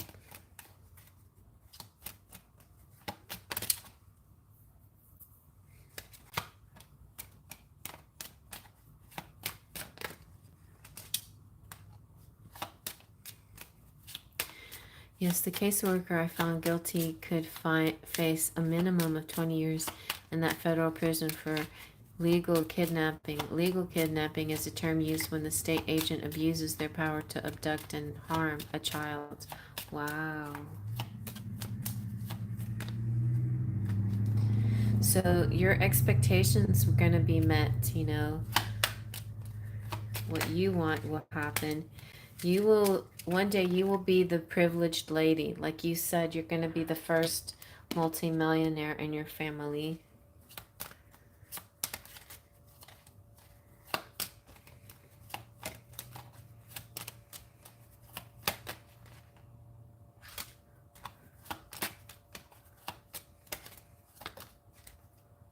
And then your outcome is the sudden wealth. It'll be like quite a surprise when it comes through. It will be, a lot of like, you're going to see more and more spirit numbers as you go. So it's going to be a challenge, but it's definitely one where if you keep sticking to it. Keep going, doing the research that you're doing is amazing, and all the proof and the evidence. The lawyers won't be able to refuse helping you, and they'll be very excited to be on your side because they know that you're the winning side, and there's there's abundance for everybody here. Hi, Iman. Sorry, it's closed, and I'm already 3 hours in, and I'm about to say goodnight.